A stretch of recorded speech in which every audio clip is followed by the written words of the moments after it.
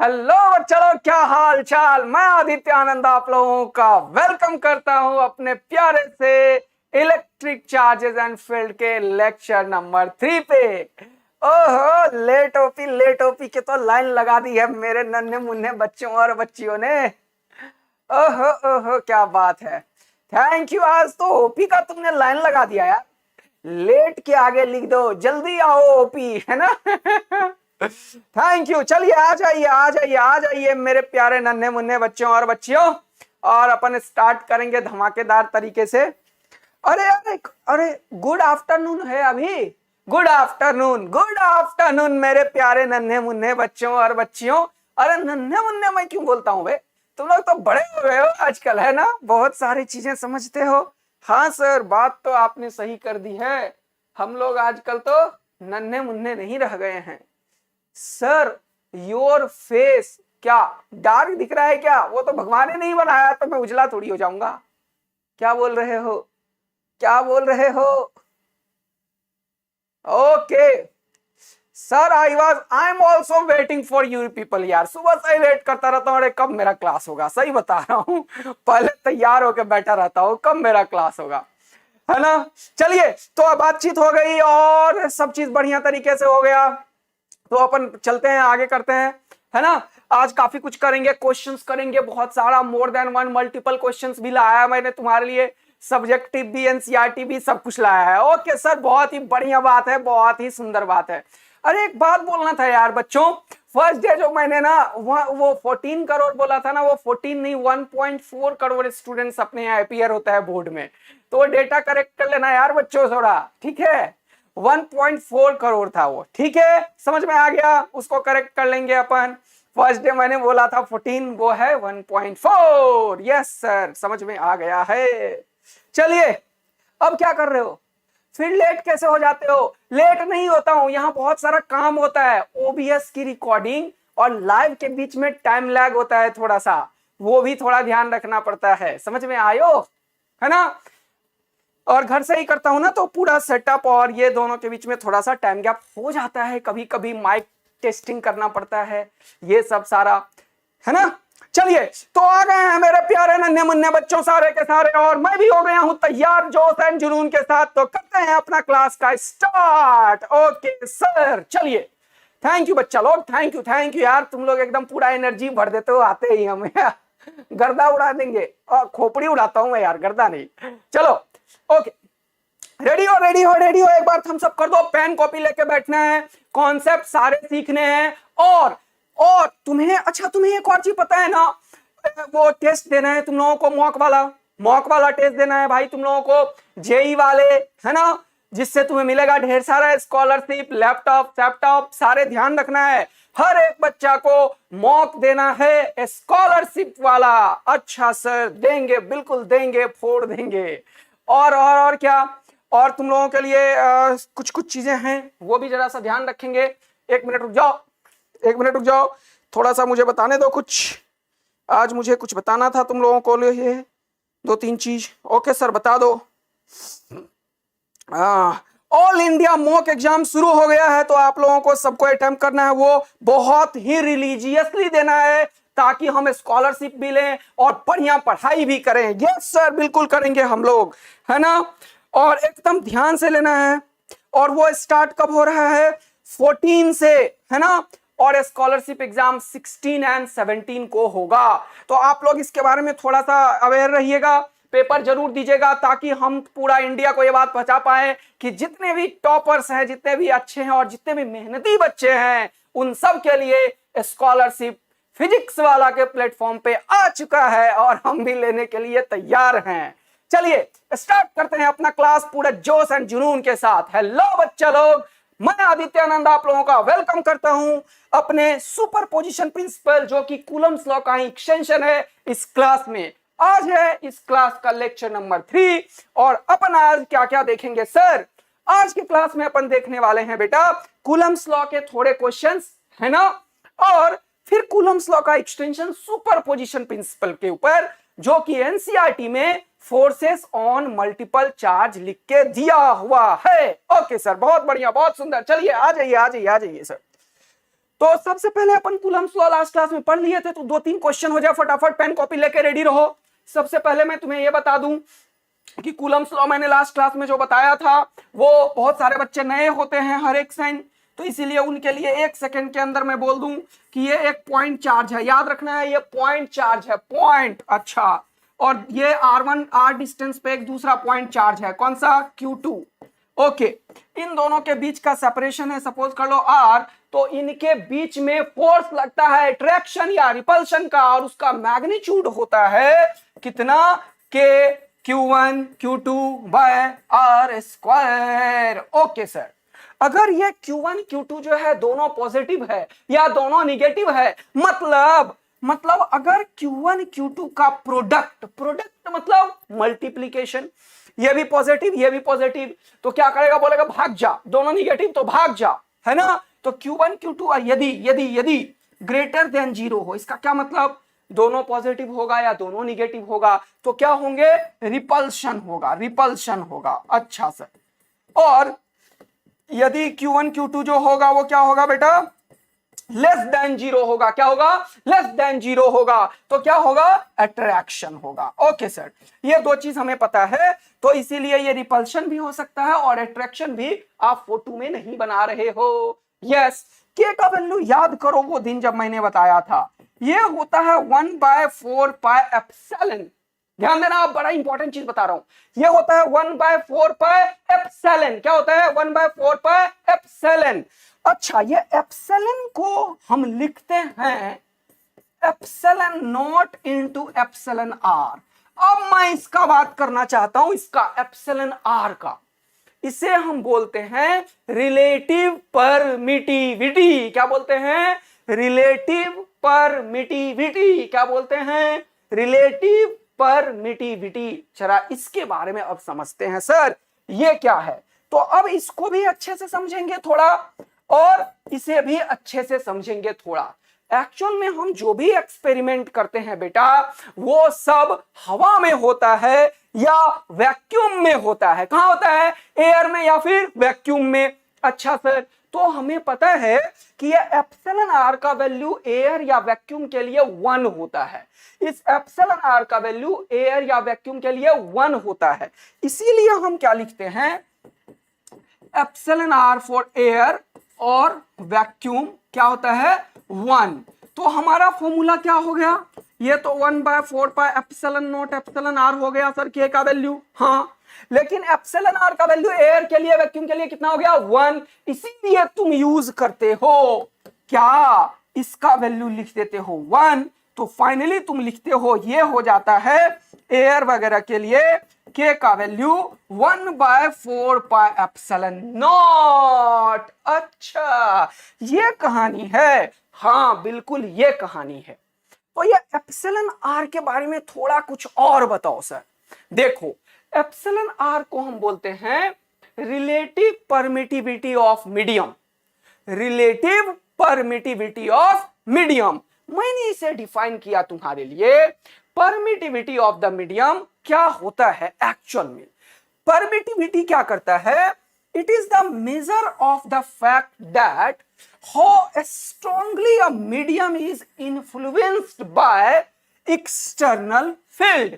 यही मैंने बताया था कि ये जो परमिटिविटी है ना बेटा, ये मीडियम का प्रॉपर्टीज के बारे में बताता है। किसके बारे में बताता है, मीडियम के प्रॉपर्टीज के बारे में बताता है सर। तो अगर पानी वाला मीडियम लेंगे तो उसके अंदर अलग तरीके का बिहेवियर होगा, यस, तो उसका रिलेटिव परमिटिविटी अलग होगा। अगर तुम ग्लिसरीन ले लोगे तो उस लिक्विड का अलग परमिटिविटी होगा, यस बिल्कुल।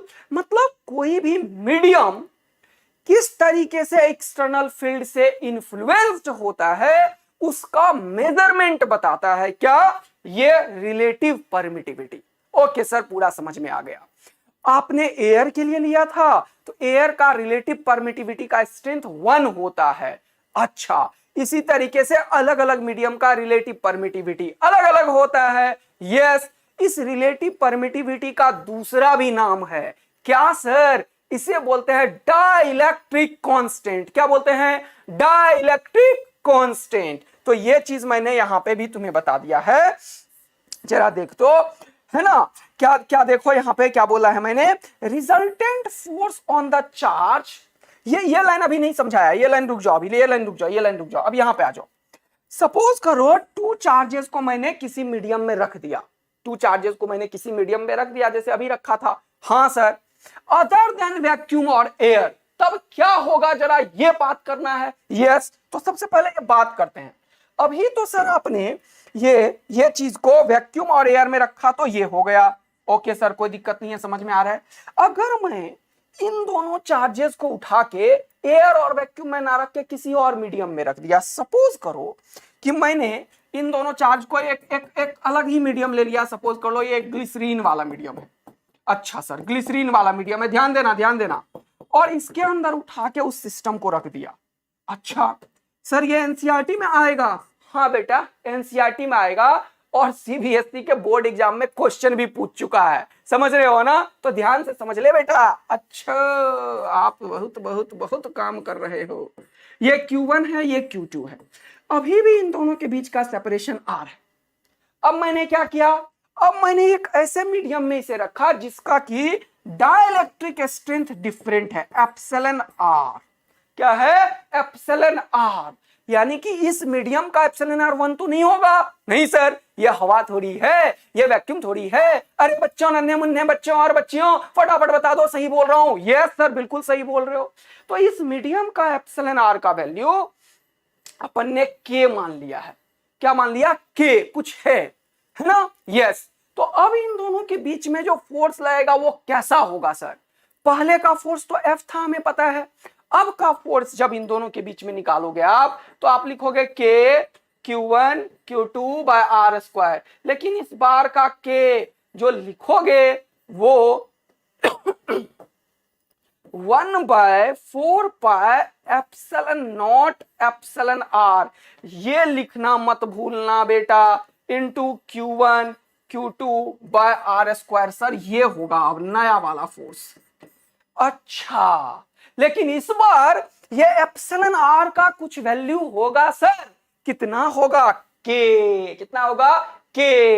तो अब क्या होगा भैया, अब ये होगा कि यहां पे 1 बाय एप्सिलॉन R को कर दो बाहर और इसको कर दो अंदर, तो ये हो गया sir Q1 Q2 by 4 pi epsilon nought R square. अच्छा मजा आ रहा है। अब ये नया वाला फोर्स जो हो जाएगा सर, ये चीज तो हमने पुराने वाले में लिखा था भाई। देखो Q1 Q2 by 4 pi epsilon nought R square कहां पे लिखा था? ये रहा, है ना। ये Q1 Q2 by 1 by 4 pi epsilon nought R square, यही तो था F। यस, एयर में इसका वैल्यू F था। अच्छा, लेकिन अब एयर में क्या था F का वैल्यू? ये था 1 by 4 pi epsilon nought into Q1 Q2 by R square. ये कहां पे था? एयर में। अच्छा बहुत ही बढ़िया। अब आपने जो मीडियम में रख दिया तो ये तो F है और इसका वैल्यू K है, तो फाइनली हमें ये बात समझने में एकदम कोई दिक्कत नहीं आया कि नया वाला फोर्स एक नए मीडियम में डालने के बाद जो एयर का फोर्स था उसका K टाइम्स रिड्यूस हो गया है। अच्छा, ये तो बड़ा मजेदार बात बताया सर आपने। यस बेटा यस। तो नेट फोर्स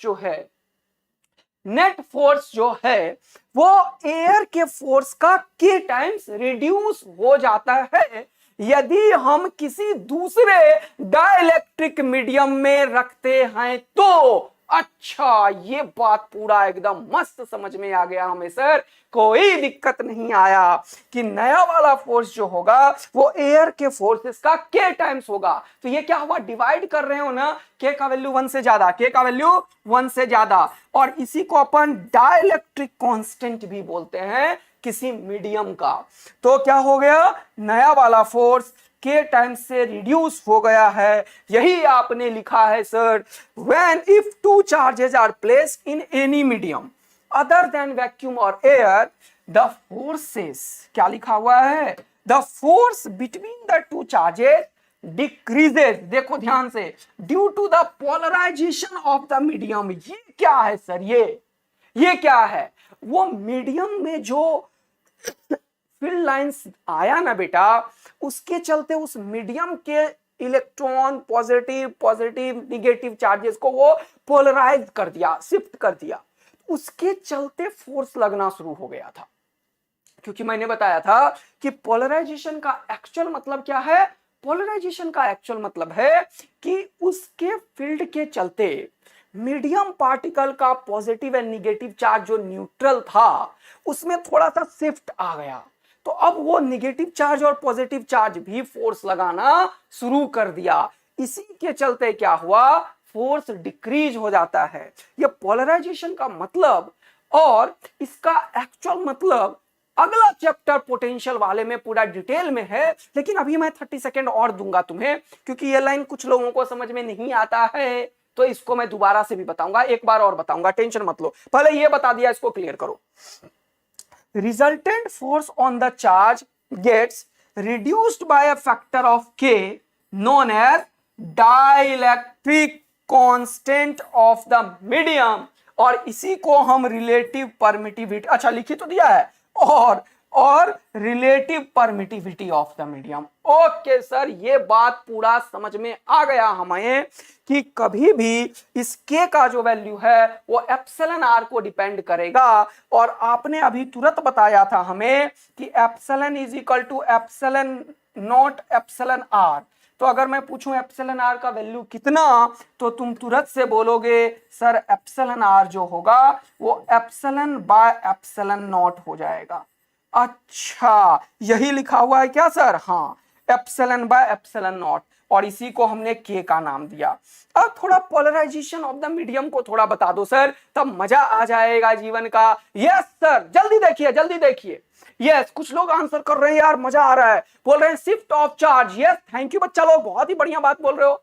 यस, और आप लोगों को पता है ना कि ये सारे नोट्स जो होते हैं पीडब्ल्यू के ऐप पे आप लोगों को मिल जाता है, तो आप पीडब्ल्यू के ऐप पे जाइए और हमसे संकल्प वाले बैच में जाइए, संकल्प वाले बैच में जाके सारे नोट्स को फ्री में डाउनलोड कीजिए और मजे लीजिए जीवन का। ओके सर, सर ये थोड़ा बता दो पोलराइजेशन का मतलब क्या है। देखो एक्चुअल में क्या होता है, एक्चुअल में क्या हुआ कि ये कोई एक मीडियम है, मान लो कोई एक मीडियम है, ठीक है। हाँ, अब ये कुछ भी है भाई, तो ये जो भी चीज है, मान लो कुछ भी है ये दुनिया का, ठीक है। ओके सर, ये कुछ भी है दुनिया का, अच्छा बहुत बढ़िया बात है, दुनिया का कुछ भी है। ओके, ये एक मीडियम मैंने ले लिया, चलो बहुत बढ़िया। अब इसके अंदर चार्जेस दिए मैंने, ठीक, तो हुआ क्या, ये तो पहले से प्रोटॉन न्यूट्रॉन कुछ भी मटेरियल का बना हुआ है, तो उसका न्यूक्लियस होगा, उसके इलेक्ट्रॉन्स उसके तरफ घूम रहे होंगे, और ये न्यूट्रल होगा, तो नंबर ऑफ प्रोटॉन और नंबर ऑफ इलेक्ट्रॉन जो होंगे दोनों बराबर होंगे। अरे वेक्टर फॉर्म भी पढ़ाएगा, पहले इसे समझ ले। हाँ सर, है ना, वेक्टर फॉर्म में भी पढ़ाने वाला हूं। तो नंबर ऑफ न्यूट्रॉन्स और प्रोटॉन्स दोनों बराबर होंगे सर, बिल्कुल होगा सर। तो अब क्या होगा यहाँ पे, जब तुमने इस चार्ज को लाया, एक नए चार्ज को लाया यहाँ पे, अच्छा हाँ पॉइंट चार्ज लाया, Q1 सही बोल रहे हो, तो क्या हुआ, इसका कुछ फील्ड लाइंस होगा। हाँ सर होगा। ये फील्ड लाइंस इस मीडियम के जो इलेक्ट्रॉन्स प्रोटॉन्स है उसको क्या करेगा, अगर ये पॉजिटिव है तो अट्रैक्ट करेगा, हाँ करेगा, उल्टा सीधा तरीके से। तो इस मीडियम में जो ये न्यूट्रलिटी था, पहले क्या था, इनिशियली क्या था, ये इनिशियली क्या था, इनिशियली नंबर ऑफ प्रोटॉन, ये क्या कर दिया मैंने, इनिशियली नंबर ऑफ प्रोटॉन और नंबर ऑफ इलेक्ट्रॉन दोनों बराबर थे, न्यूट्रल था। लेकिन इस चार्ज के आने के बाद क्या हुआ, ये अपने फील्ड लाइंस निकालना शुरू कर दिया इस मीडियम में। अच्छा, इस फील्ड लाइन से क्या हुआ, यहाँ के जो पॉजिटिव निगेटिव है वो इस तरीके से पोलराइज होना शुरू हो गया। अब ये दिखने लगा, थोड़ा सा शिफ्ट होने लगा, जैसे मैंने बताया था इंडक्शन प्रोसेस से। हाँ, तो ये एक ही जगह हुआ क्या, नहीं, सब जगह होने लगा। हाँ सर, इस तरीके से, दिस इज कॉल्ड पोलराइजेशन। पूरा मीडियम में निगेटिव पॉजिटिव, और यहाँ पे भी है एक और चार्ज, मान लो पॉजिटिव Q2, हाँ इसका भी इफेक्ट दौड़ेगा, हाँ इस यहाँ पे निगेटिव यहाँ पे पॉजिटिव, इस तरीके से ये यहाँ पे पॉजिटिव। तो अब ये चार्जेस जो हैं वो भी इनके ऊपर और इनके ऊपर फोर्सेस लगाने लगे। अच्छा, तो that's why I am saying when a charge particle is placed in another medium, then due to polarization, why I use the word polarization, ये हो गया पोलराइजेशन। पहले यहाँ कोई चार्ज नहीं था, लेकिन अब इस तरीके से चार्जेस शिफ्ट होने लगे, बनने लगे, तो ये भी तो फोर्सेस लगाने लगेगा।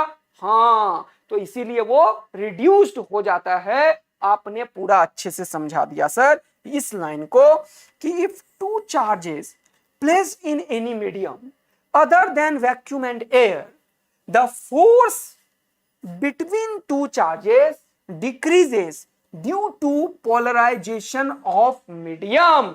तो आई होप कि आप लोगों को बहुत बढ़िया से यह बात समझ में आ गया कि जब भी कोई अलग मीडियम में रखेंगे चार्जेस को तो नेट फोर्स रिड्यूस हो जाएगा। और वो किस फैक्टर से रिड्यूस होगा बेटा? वो होगा सर किस फोर्सेस से रिड्यूस? 1/k टाइम्स से रिड्यूस हो जाएगा। किससे रिड्यूस हो जाएगा? नया वाला फोर्स जो होगा वो F air by K times से रिड्यूस्ड हो जाएगा। मस्त मजा आ गया तो फटाफट आग बाग लगा दो और एकदम दिल विल बरसा दो। और एक क्वेश्चन जल्दी से मुझे करके बताओ। ये देखो एक क्वेश्चन तुम्हारे सामने मैंने रखा है बेटा। क्या रखा है? सबसे पहले एक क्वेश्चन ये रहा। ये एक क्वेश्चन पूछा गया था सीबीएसई में, जो कि एक सब्जेक्टिव क्वेश्चन था। मैंने उसे ऑब्जेक्टिव बना दिया ऑप्शन देके। तो फटाफट इस क्वेश्चन को करेंगे रीड और पूरा तरीके से यदि समझ लेंगे तो मजा आ जाएगा जीवन का बेटा। कोई कुछ पूछ तो नहीं रहे हो? सब कुछ समझ में आ रहा है बच्चों को? ओहो, मजा आ रहा है जीवन का, बेहतरीन मजा आ रहा है सर। जल्दी से इस क्वेश्चन का आंसर बताइए फटाफट फटाफट फटाफट बेटा।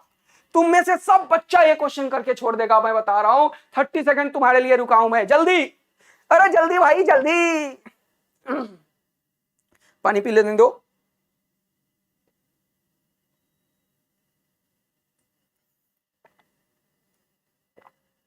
अरे आयो।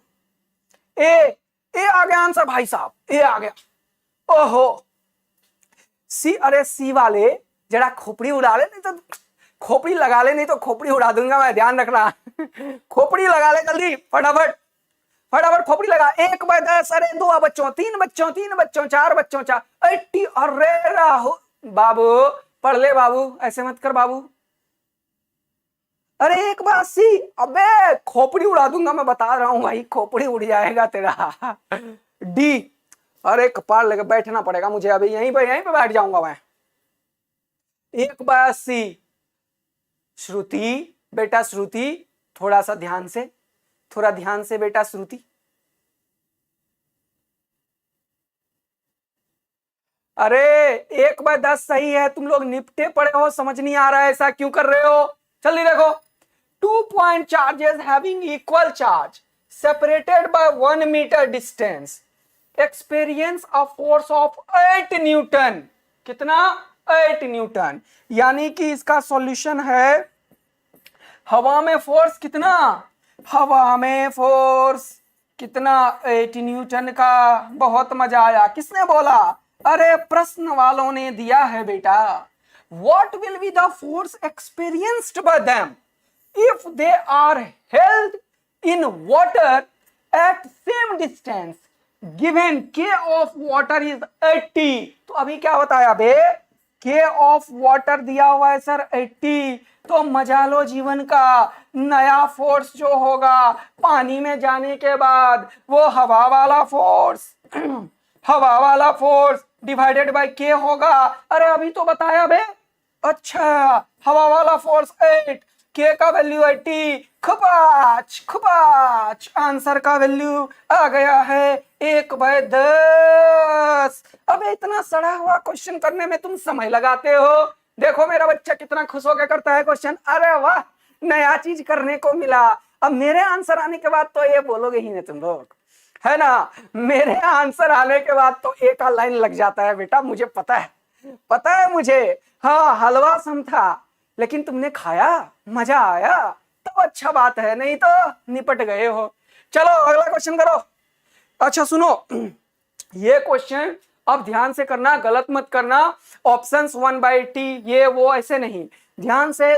5 सेकंड लगेगा या 20 सेकंड, उससे ज्यादा नहीं लगेगा। फोर्स एयर का तुम्हें अगर दे दिया और पूछा ऑब्जेक्टिव है तो ऐसे करना, सब्जेक्टिव है तो थोड़ा सा लिख देना, रहम खाना। फोर्स इज इक्वल टू के Q1 Q2 bye R square. के का वैल्यू लिखना 1/4 pi epsilon nought epsilon R, फिर लिखना epsilon R is equal to K is equal to 80। Subjective अगर आया तो थोड़ा 2-4 लाइन लिख के समझ ही गए हो ना, स्कूल वाले को बड़ा मजा आता है इस सब में। अच्छा, और ऐसे ऑब्जेक्टिव आए तो बिना, एक बच्चा ने बहुत फास्ट आंसर किया था, नाम नहीं देख पाया, अगली बार देखूंगा बेटा तुम्हारा नाम, अगली बार पक्का बताऊंगा तुम कौन हो। चलो जल्दी आ जाओ, नेक्स्ट क्वेश्चन ये रहा आपके सामने। कूलम्ब्स लॉ आ गया भाई। कूलम्ब्स लॉ से पहले एक और क्वेश्चन मैंने लिया था, कहाँ गया? अरे मेरा क्वेश्चन कहाँ गया? चलो ये लो, एक और क्वेश्चन करो जल्दी से। ये क्या है सर, जरा देखते हैं। Two charges particle Q and 4Q, ये रहा Q और ये रहा 4Q, are kept at a distance of 3 metre. दोनों के बीच का दूरी कितना है? 3 मीटर है। 1 मीटर ये, 2 मीटर ये, मजा आ गया sir. As shown in figure, ठीक है। The force on the charge Q kept at P is, ये P पॉइंट पे एक चार्ज रख दिया, कितना बेटा? ये Q वाला चार्ज को उठा के पटक दो यहाँ पे, खबाच। इस Q के ऊपर कितना फोर्स लगेगा ये बता दो। ठीक है सर, बता देते हैं। तो क्या करोगे जरा देखो इसका सॉल्यूशन। ठीक है सर, सॉल्यूशन देखते हैं। ये है Q और ये है Q, तो ये पॉजिटिव, ये पॉजिटिव, ये पॉजिटिव, तो ये 4Q वाला जो है ये इस Q को बोलेगा क्या? अब यार तू बीच में आ गया फालतू का, कितना बढ़िया, हम दोनों एक दूसरे के दुश्मन थे, एक और दुश्मन बीच में आ गया। ये बोलेगा इसे चल भाग जा यहां से, अच्छा, और ये बोलेगा इसे चल भाग जा यहां से। बेचारा बोलेगा भाई क्यों मार रहे हो मुझे? बोला तुम दोनों के दुश्मन हो, निपट जाओगे। तो ये दोनों का दुश्मन हुआ, तो ये फोर्स इधर की तरफ, ये मैग्नीट्यूड है 4 और ये है 2। अच्छा, इसका नाम दे दिया मान लो F2, और ये है 1 नंबर का डिस्टेंस, तो इसका नाम दे दिया F1। तो इसके ऊपर नेट फोर्स इन दोनों में सब्ट्रैक्ट हो जाएगा। अब F1 F2 निकाल लेते हैं, जो बड़ा होगा उसमें छोटे को घटा देंगे। अच्छा सर, तो F1 का वैल्यू क्या होगा? मैं अभी नहीं देख रहा हूं आप लोगों का आंसर, आप लोग एकदम 0 0 0। अरे भाई साहब, बच्चों ने तो तगड़ा काम किया है। तो यहाँ पे के Q1 कितना लिखोगे? 4Q, Q2 कितना लिखोगे? Q divided by R square, तो ये हो गया 4। ये 4 से 4 निपट गया, बचा क्या? अरे बचा क्या? के F2 का वैल्यू निकाल रहे हो सर? अच्छा, F2 इन दोनों के बीच में, और ये Q का वैल्यू ऐसा क्यों लिख रहे हो? कैपिटल Q लिखो। अच्छा, ये भी लिख दिया, तो 4 से 4 निपट गया, के Q Q हो गया ये। अब F1 का वैल्यू निकालो सर। अच्छा, निकाल देता हूं F1। F1 होगा किसके बीच में? इन दोनों के बीच में, तो ये हो गया के Q Q बाय 1 का स्क्वायर। मजा आ गया। तो ये भी हो गया के Q Q। F1 बराबर F2, दोनों का डायरेक्शन अपोजिट है ना। F1 बराबर F2 का मैग्नीट्यूड। अच्छा, तो नेट फोर्स जब निकालोगे, तो नेट F जब निकालोगे तो वो F1 माइनस F2 करोगे वेक्टर के फॉर्म में। एक है उधर, एक है इधर। अब 2 आदमी मिलकर मेरे को खींचने लगा बराबर से, टिक टिक टिक टिक टिक, तो मैं क्या करूंगा? हिलूंगा ही नहीं, ऐसे ही पड़ा रहूंगा, है ना। वो अलग बात है कि थोड़ी देर बाद हाथ ही नहीं पड़ जाएगा मेरा। यस सर, सही बोल रहे हो। तो ये क्या हो गया? F माइनस F, आंसर हो गया 0। बहुत बढ़िया, let this be F, let F dash, तो F dash minus F dash. तो ये क्वेश्चन हर एक बच्चों ने आंसर कर दिया था। बहुत ही सीधा और लल्लू क्वेश्चन मैंने तुम्हारे लिए लाया था, बहुत ही आसान और सरा हुआ क्वेश्चन था। चलिए बोर्ड में ऐसे ही आते हैं बेटा। कुछ इंपॉर्टेंट पॉइंट्स हैं, जरा ये याद रखिएगा कूलम्ब्स लॉ का, और इसके बाद वेक्टर फॉर्म पढ़ेंगे और सुपरपोजिशन, फिर करेंगे थोड़ा सा ढंग का क्वेश्चन, मजा आएगा। अच्छा, इंपॉर्टेंट पॉइंट कूलम्ब्स लॉ का क्या है, जरा जल्दी से देखिए। कूलम्ब्स फोर्स जो होता है दो चार्जेस के बीच में, वो हमेशा एक्शन रिएक्शन पेयर का फॉर्मेशन करता है। सर पता है हमें। कूलम्ब्स फोर्स एक सेंट्रल फोर्स है। सेंट्रल फोर्स का क्या मतलब होता है सर? हमेशा दो चार्जेस के बीच में फोर्स सेंटर टू सेंटर लगेगा, उल्टा सीधा कहीं भी नहीं लग जाएगा। जैसे ये एक चार्ज है, ये एक चार्ज है, तो ऐसा नहीं होगा कि ये बोलेगा मैं तो तेरे को लगा रहा हूं फोर्स, हाँ तो मैं इधर लगाऊंगा तेरे ऊपर, और ये बोलेगा मैं भी लगा रहा हूं, मैं इधर लगाऊंगा। ऐसा संभावनाएं नहीं होंगी। क्यों? क्योंकि ये फोर्स कैसा है? सेंट्रल। सेंट्रल मतलब दोनों के सेंटर से लगने वाला फोर्स होगा सर। ये सेंटर टू सेंटर का मतलब ये होता है। और ये दोनों है तो कैसे लगाएगा, अगर ये दोनों सेम सेम के हैं तो दोनों भाग जा होगा।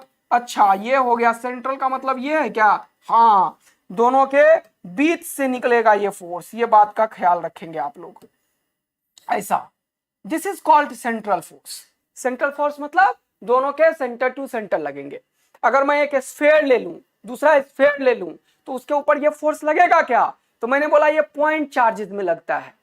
लेकिन अगर डिस्टेंस बहुत ज्यादा रख दो तो बड़ा सा स्फीयर भी पॉइंट चार्ज हो जाता है। ये क्या बोल रहे हो सर, इसे थोड़ा समझेंगे अपन बहुत अच्छा तरीके से, जरा ध्यान दीजिएगा, जरा ध्यान दीजिएगा, बड़ा इंपॉर्टेंट पॉइंट समझा रहा हूं बेटा। मैंने कहा Coulomb's law is valid for point charges only, सिर्फ पॉइंट चार्जेस के लिए लगेगा। तो मुझे एक क्वेश्चन है तुमसे, बताओ मेरे पास एक स्फीयर है, मेरे पास एक स्फीयर है, जरा बताना, ये और एक और स्फीयर है ये, अच्छा ये स्फीयर है बेटा, स्फीयर। बताओ इन दोनों के बीच में, इसके ऊपर चार्ज है Q1, इसके ऊपर चार्ज है Q2, इसके ऊपर चार्ज है Q1 और इसके ऊपर चार्ज है Q2, दोनों के बीच का सेपरेशन है R। क्या कूलम्स लॉ लगेगा या नहीं लगेगा? क्या मैं लिखूं is the force of interaction between these two particles is given by K Q1 Q2 by R square। मैं ये लिखूं या नहीं लिखूं, जल्दी से बता दो। क्या मैं माइक प्रॉब्लम, अबे पवन बिल्कुल माइक प्रॉब्लम नहीं है, एकदम चुपचाप पढ़ाई कर ले बेटा, चुपचाप पढ़ाई कर ले खुश हो के। माइक प्रॉब्लम पवन, कोई जरूरत नहीं है स्पैमिंग की, यहाँ पता है हमें स्पैमर लोग आ चुके हैं, जल्दी आ जाए इधर।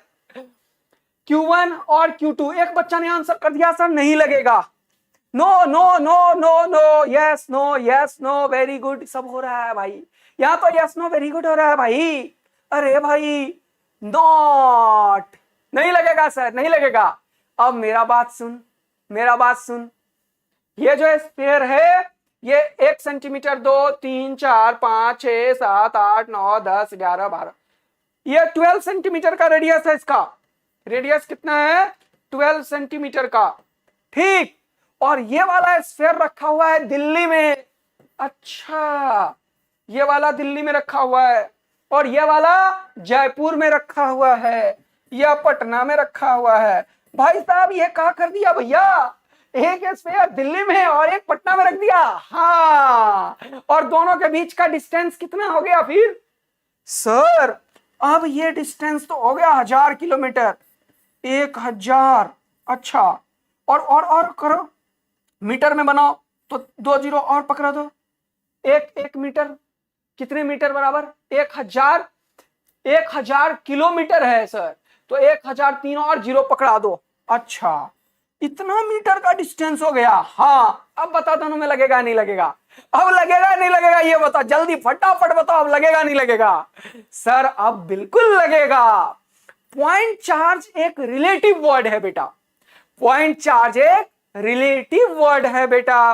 वो अगर तुम यहां से बैठ के और 300 किलोमीटर दूर देखोगे यार तो तुम्हें वो पॉइंट ही दिखेगा, समझ में आयो?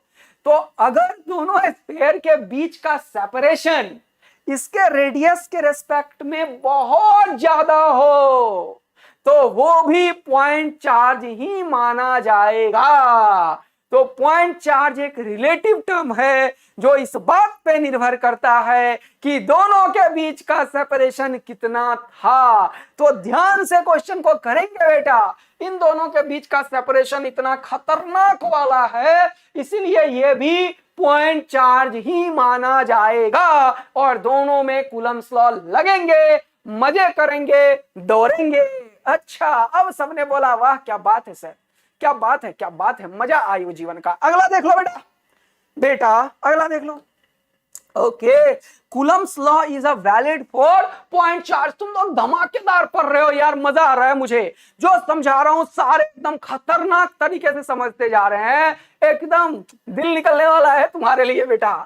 Coulomb's law is valid for point charge only, right? Yes sir. और पॉइंट चार्ज का डेफिनेशन ध्यान रखना है, the force between 2 point charges is independent of the presence और एब्सेंस ऑफ अदर चार्जेस। इसी को दुनिया बोलती है सुपरपोजिशन प्रिंसिपल। इसी को दुनिया बोलती है सुपरपोजिशन प्रिंसिपल, जो कि अभी मैं सिखाने वाला हूं तुम्हें। अभी मैं सिखाने वाला हूं बेटा तुम्हें। बहुत सुंदर सर। और electrostatic force is a conservative force. ये शायद तुम्हें पता है या नहीं पता है, 11th क्लास में हमने पढ़ा था कंजर्वेटिव और नॉन कंजर्वेटिव।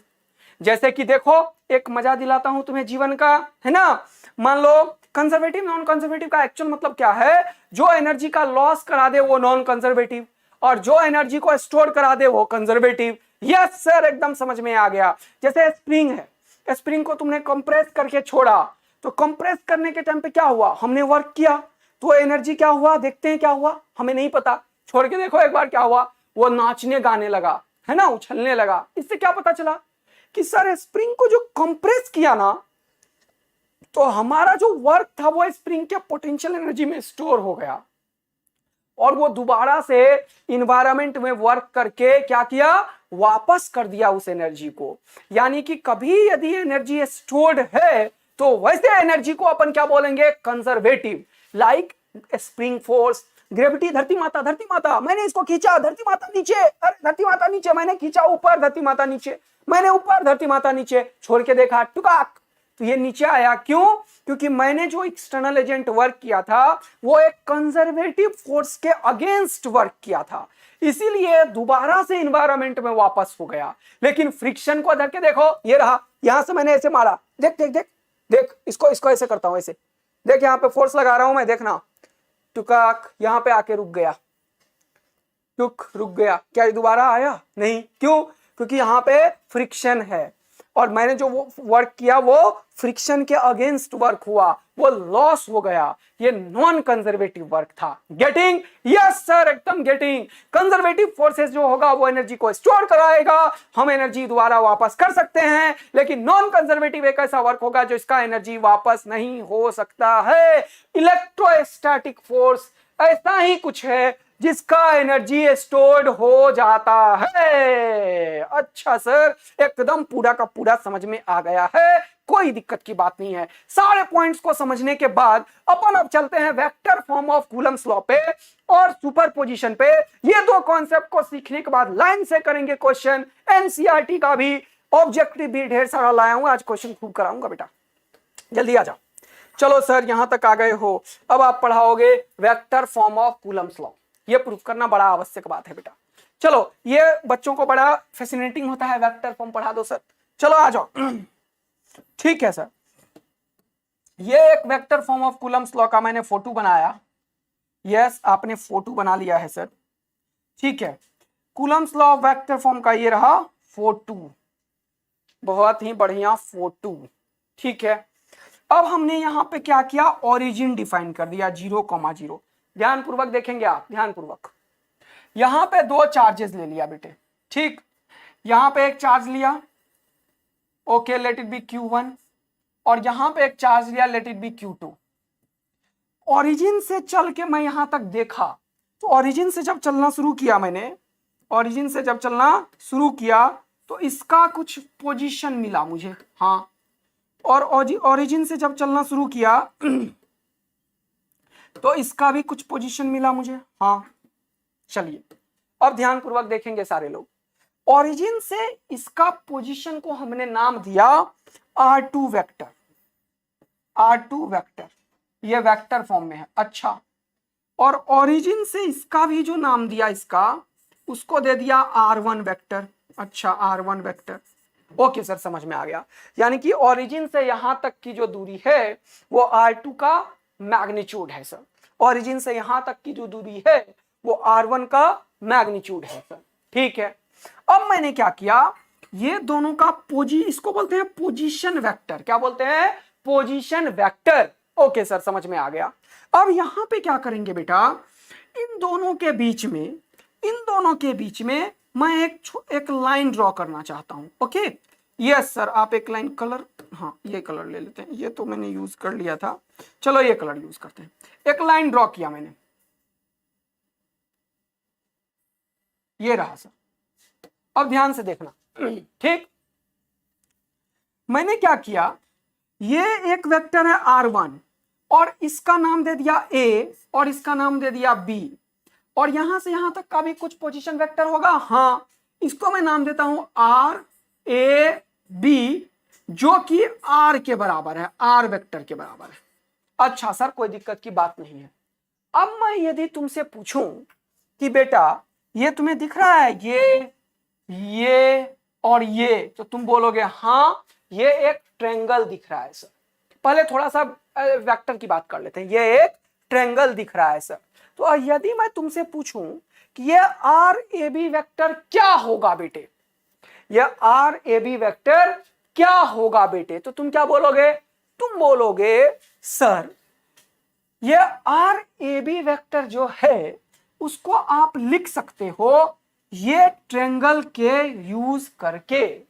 तो हमें पता है कि triangle law of vector addition क्या होता है, इस दो आर्म का सम तीसरे के बराबर होता है। हाँ सर, ये तो आपने बताया था। तो मैं लिखूंगा इन ट्रायंगल OAB, इस ट्रायंगल में, इन ट्रायंगल OAB मैं क्या लिखूंगा जरा देखना, मैं क्या लिखूंगा जरा देखना, OA वेक्टर, हाँ, प्लस AB वेक्टर, अच्छा, is equal to OB vector. कोई दिक्कत किसी को? कैसे लिखा, triangle law of vector addition से। कैसे लिखा, triangle law of vector addition से, this vector plus this vector is equal to this vector. अच्छा सर, बहुत बढ़िया, समझ में आया।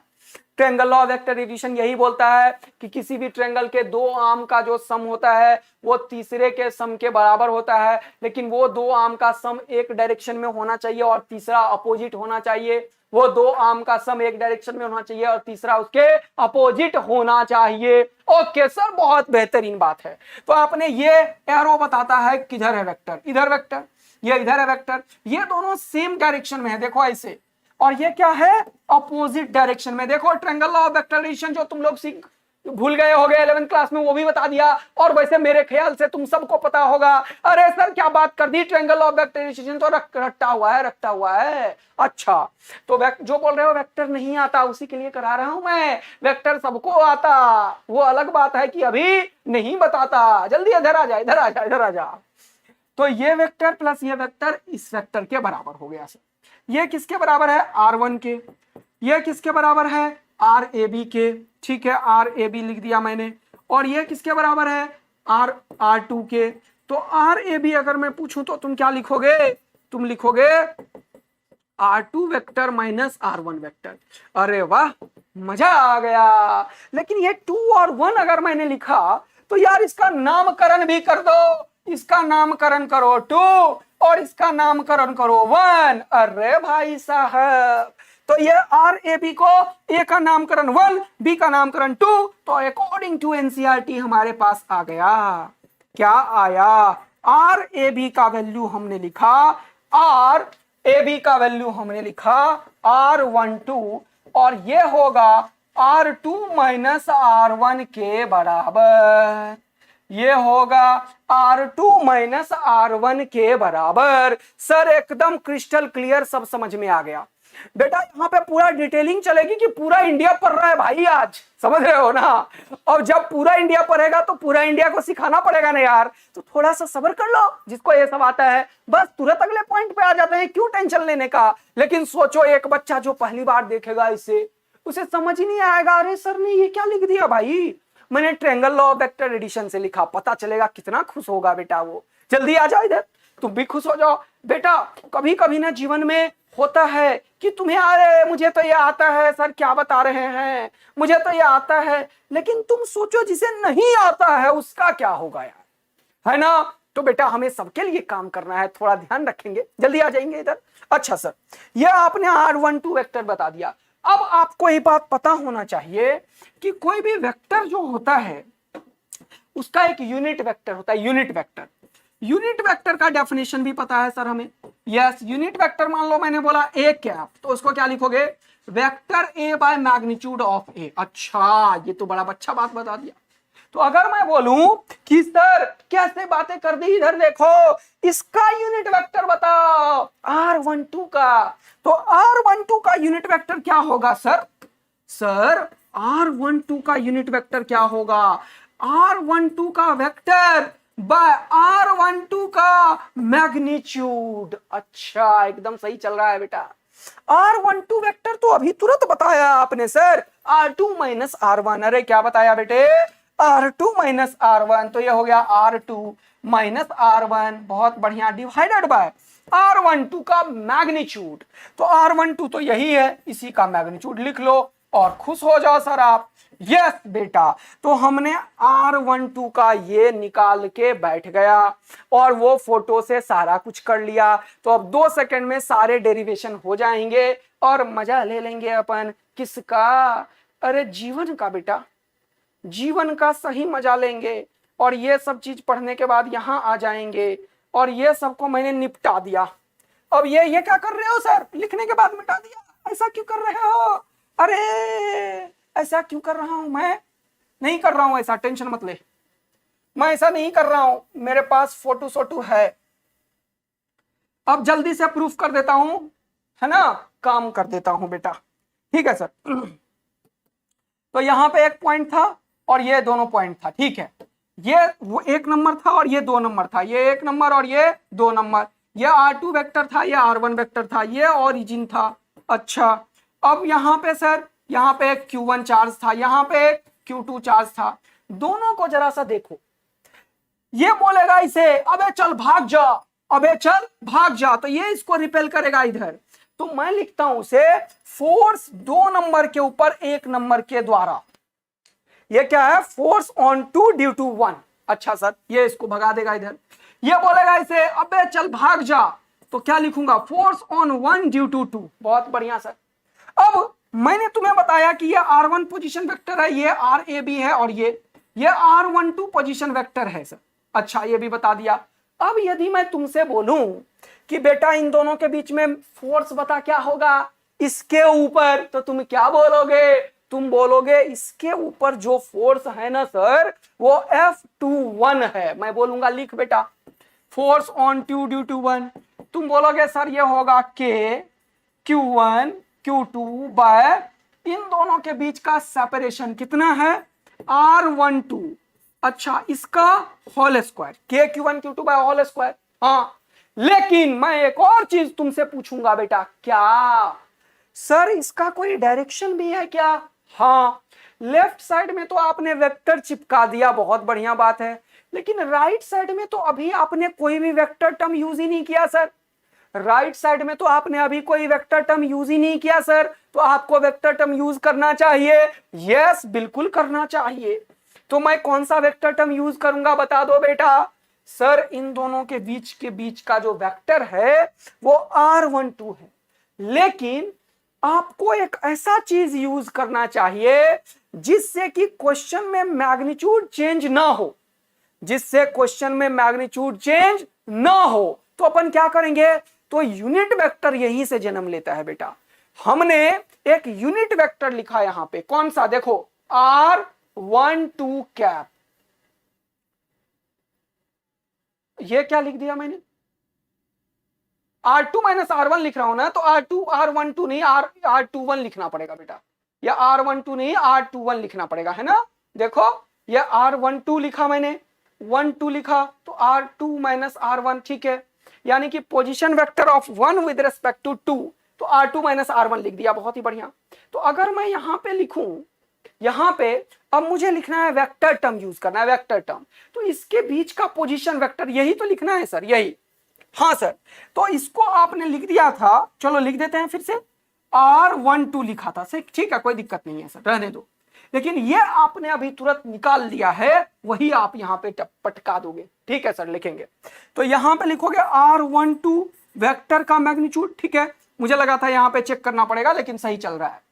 अब क्या लिखोगे सर? अब यहां पे मैं लिखूंगा R12 का कैप। इसका क्या मतलब है, जरा सा समझो इसको। ये एक यूनिट वेक्टर है, ये एक यूनिट वेक्टर है बेटा, जिसका कि मैग्नीट्यूड 1 होगा, 1, और इसका डायरेक्शन 1 से 2 की तरफ इधर जा रहा है। एकदम सही समझ में आ गया।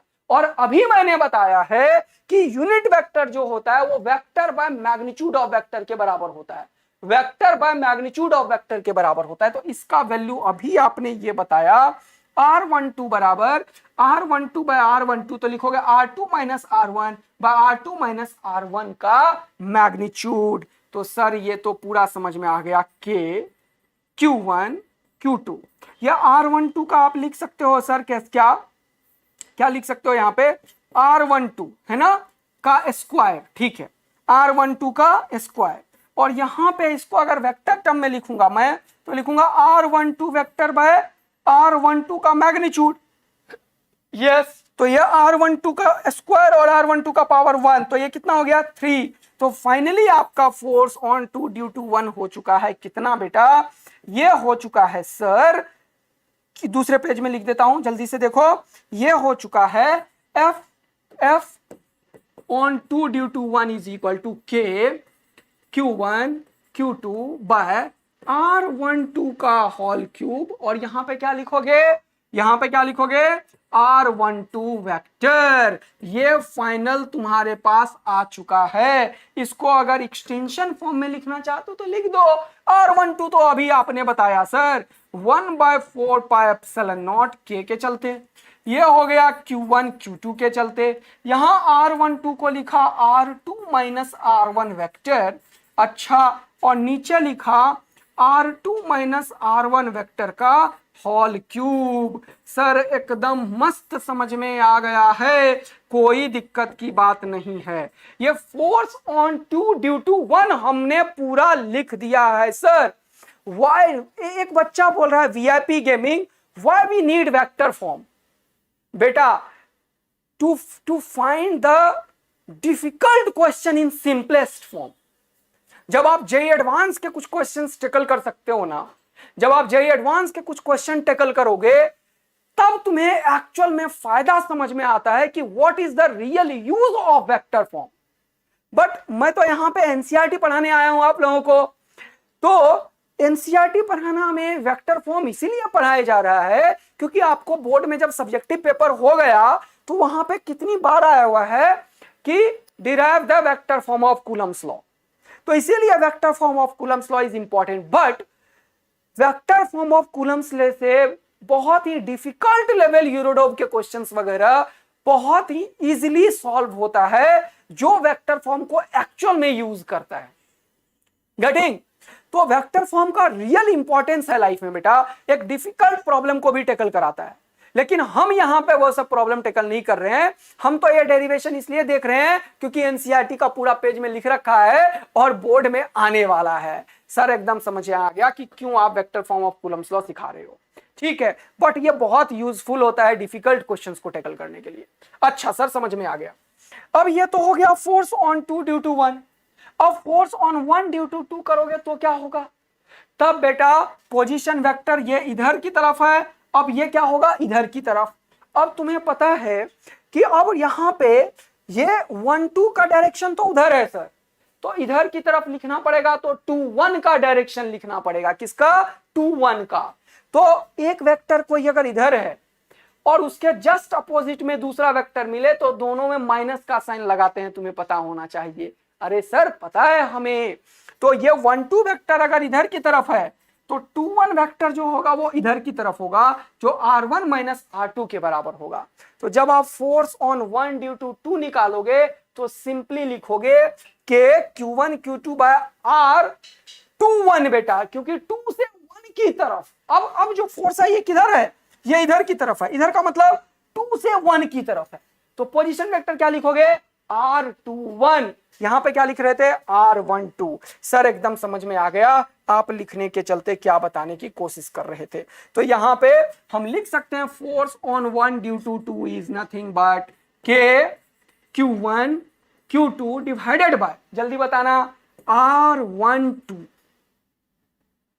Sorry R position vector R21, अच्छा इसका स्क्वायर, और यहां पे R21 का कैप। सर ये बात एकदम मस्त समझ में आ गया है, कोई दिक्कत नहीं रह गया है।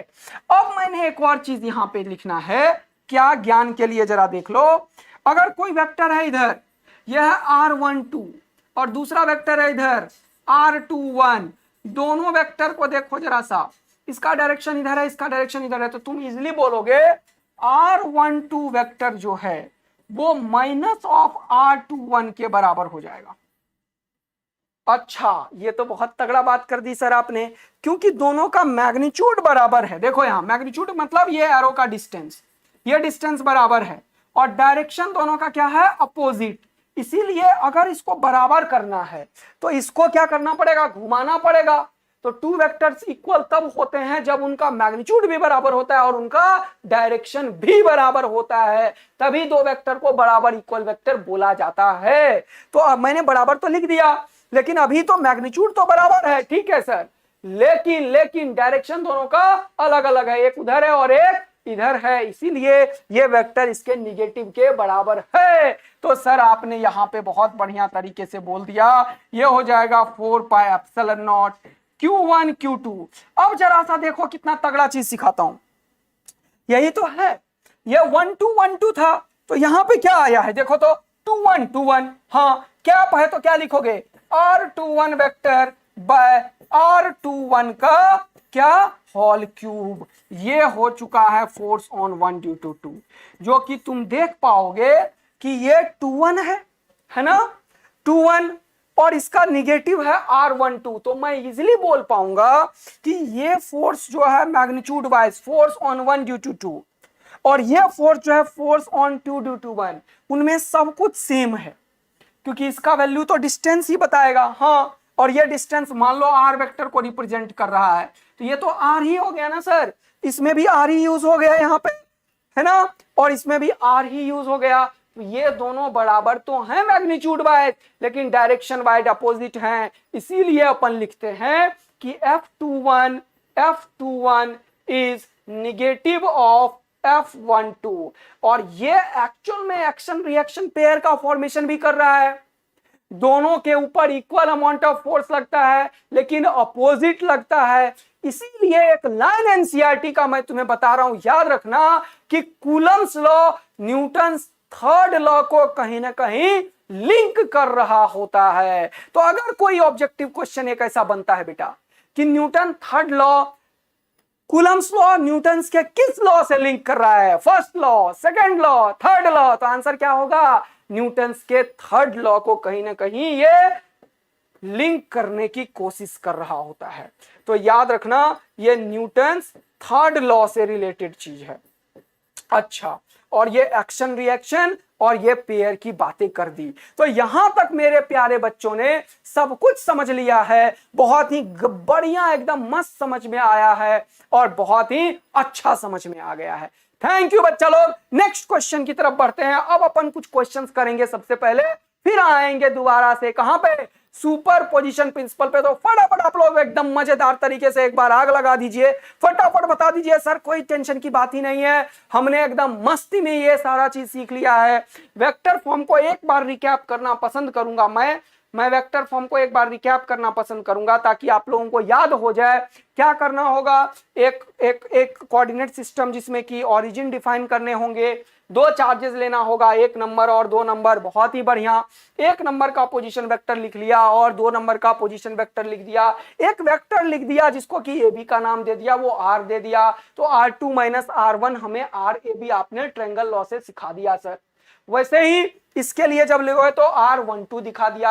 अब कुछ भी नहीं करना होता है, सिर्फ एक काम करना होता है, इन दोनों के बीच में ये वाला फोर्स इधर, ये वाला फोर्स इधर, इसका डायरेक्शन उधर है और इसका डायरेक्शन इधर है, तो एक को आपने बोला क्या 1 2 1 2 मतलब 1 से 2 की तरफ, और दूसरों को बोला 2 1, दोनों एक दूसरे के अपोजिट आया।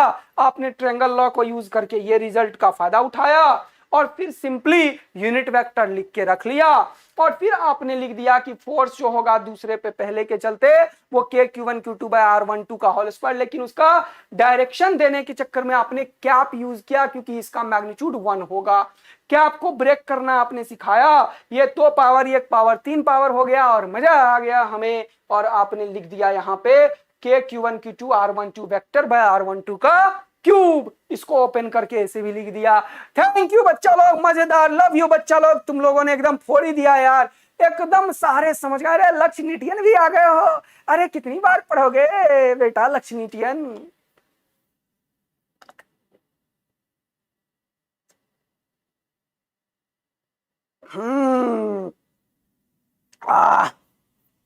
एक बच्चा बोल रहा है सर 30 मिनट लेफ्ट। अरे पढ़ ले बेटा, मजा आएगा जीवन का, है ना।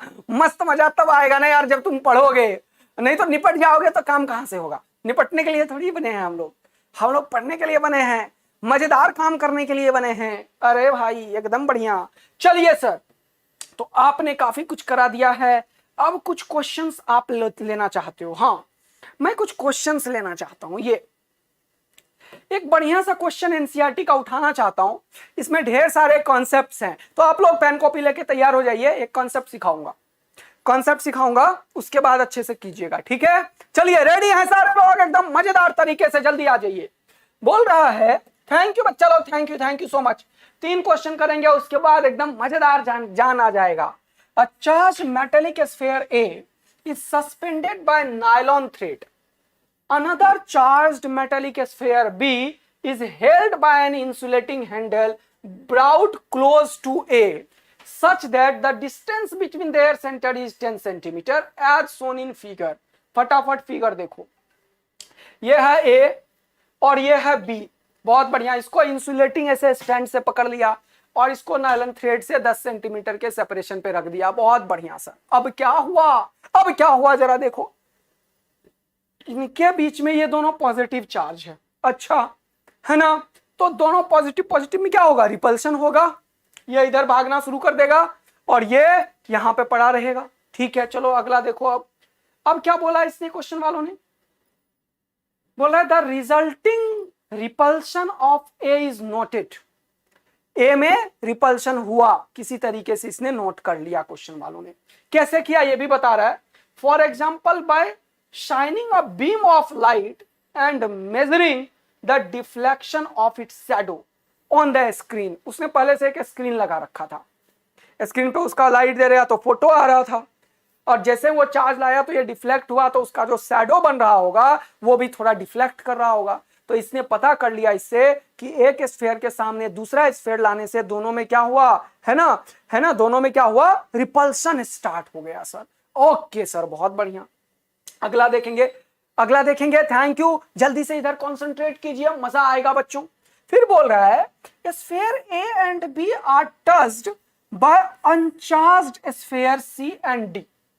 अब मैंने क्या किया, ये जो दो स्फीयर्स थे, ये ए और बी, इसको टच किया किस से, दो अनचार्ज्ड स्फीयर से। एक सी से टच किया और एक डी से टच किया। बहुत बढ़िया, देखो टच कर रहा हूं मैं, है ना। हाँ बहुत अच्छा। अब क्या बोल रहा है, C and D are then removed and B is brought closer to A at a distance of 5 centimetre. Questions को रीड करना सीखेंगे अपन, ठीक है। अब क्या बोला कि अब इन दोनों में से, इसमें से A को, C को निपटा दिया और इसमें से D को निपटा दिया, और A और B को अब डिस्टेंस कम करके 5 सेंटीमीटर पे रख दिया। ये रहा A, ये रहा B, दोनों को 5 सेंटीमीटर पे रख दिया। ओके, अब क्वेश्चन वालों ने क्या बोला, बोल रहा है what is the expected repulsion of A on the basis of Coulomb's law. बोल रहा है बताओ अब रिपल्शन जितना पहले फील कर रहा था और अब फील कर रहा है, दोनों में क्या है ना, दोनों में क्या है, तो इन दोनों में कैसा सेपरेशन है ये बताने की कोशिश कर रहा है, राइट। Yes sir. तो जरा सा बात करेंगे ध्यानपूर्वक, यहां पे जल्दी देखो। तो यहां पे ये जो what is the expected repulsion है, इसको समझते हैं। तो इसमें 2 कॉन्सेप्ट था, इसीलिए ये क्वेश्चन लेना इंपॉर्टेंट था। कॉन्सेप्ट क्या है इस क्वेश्चन में, जब भी 2 सिमिलर स्फीयर को आप टच करते हो, ध्यान रखना कैसे, सिमिलर स्फीयर को,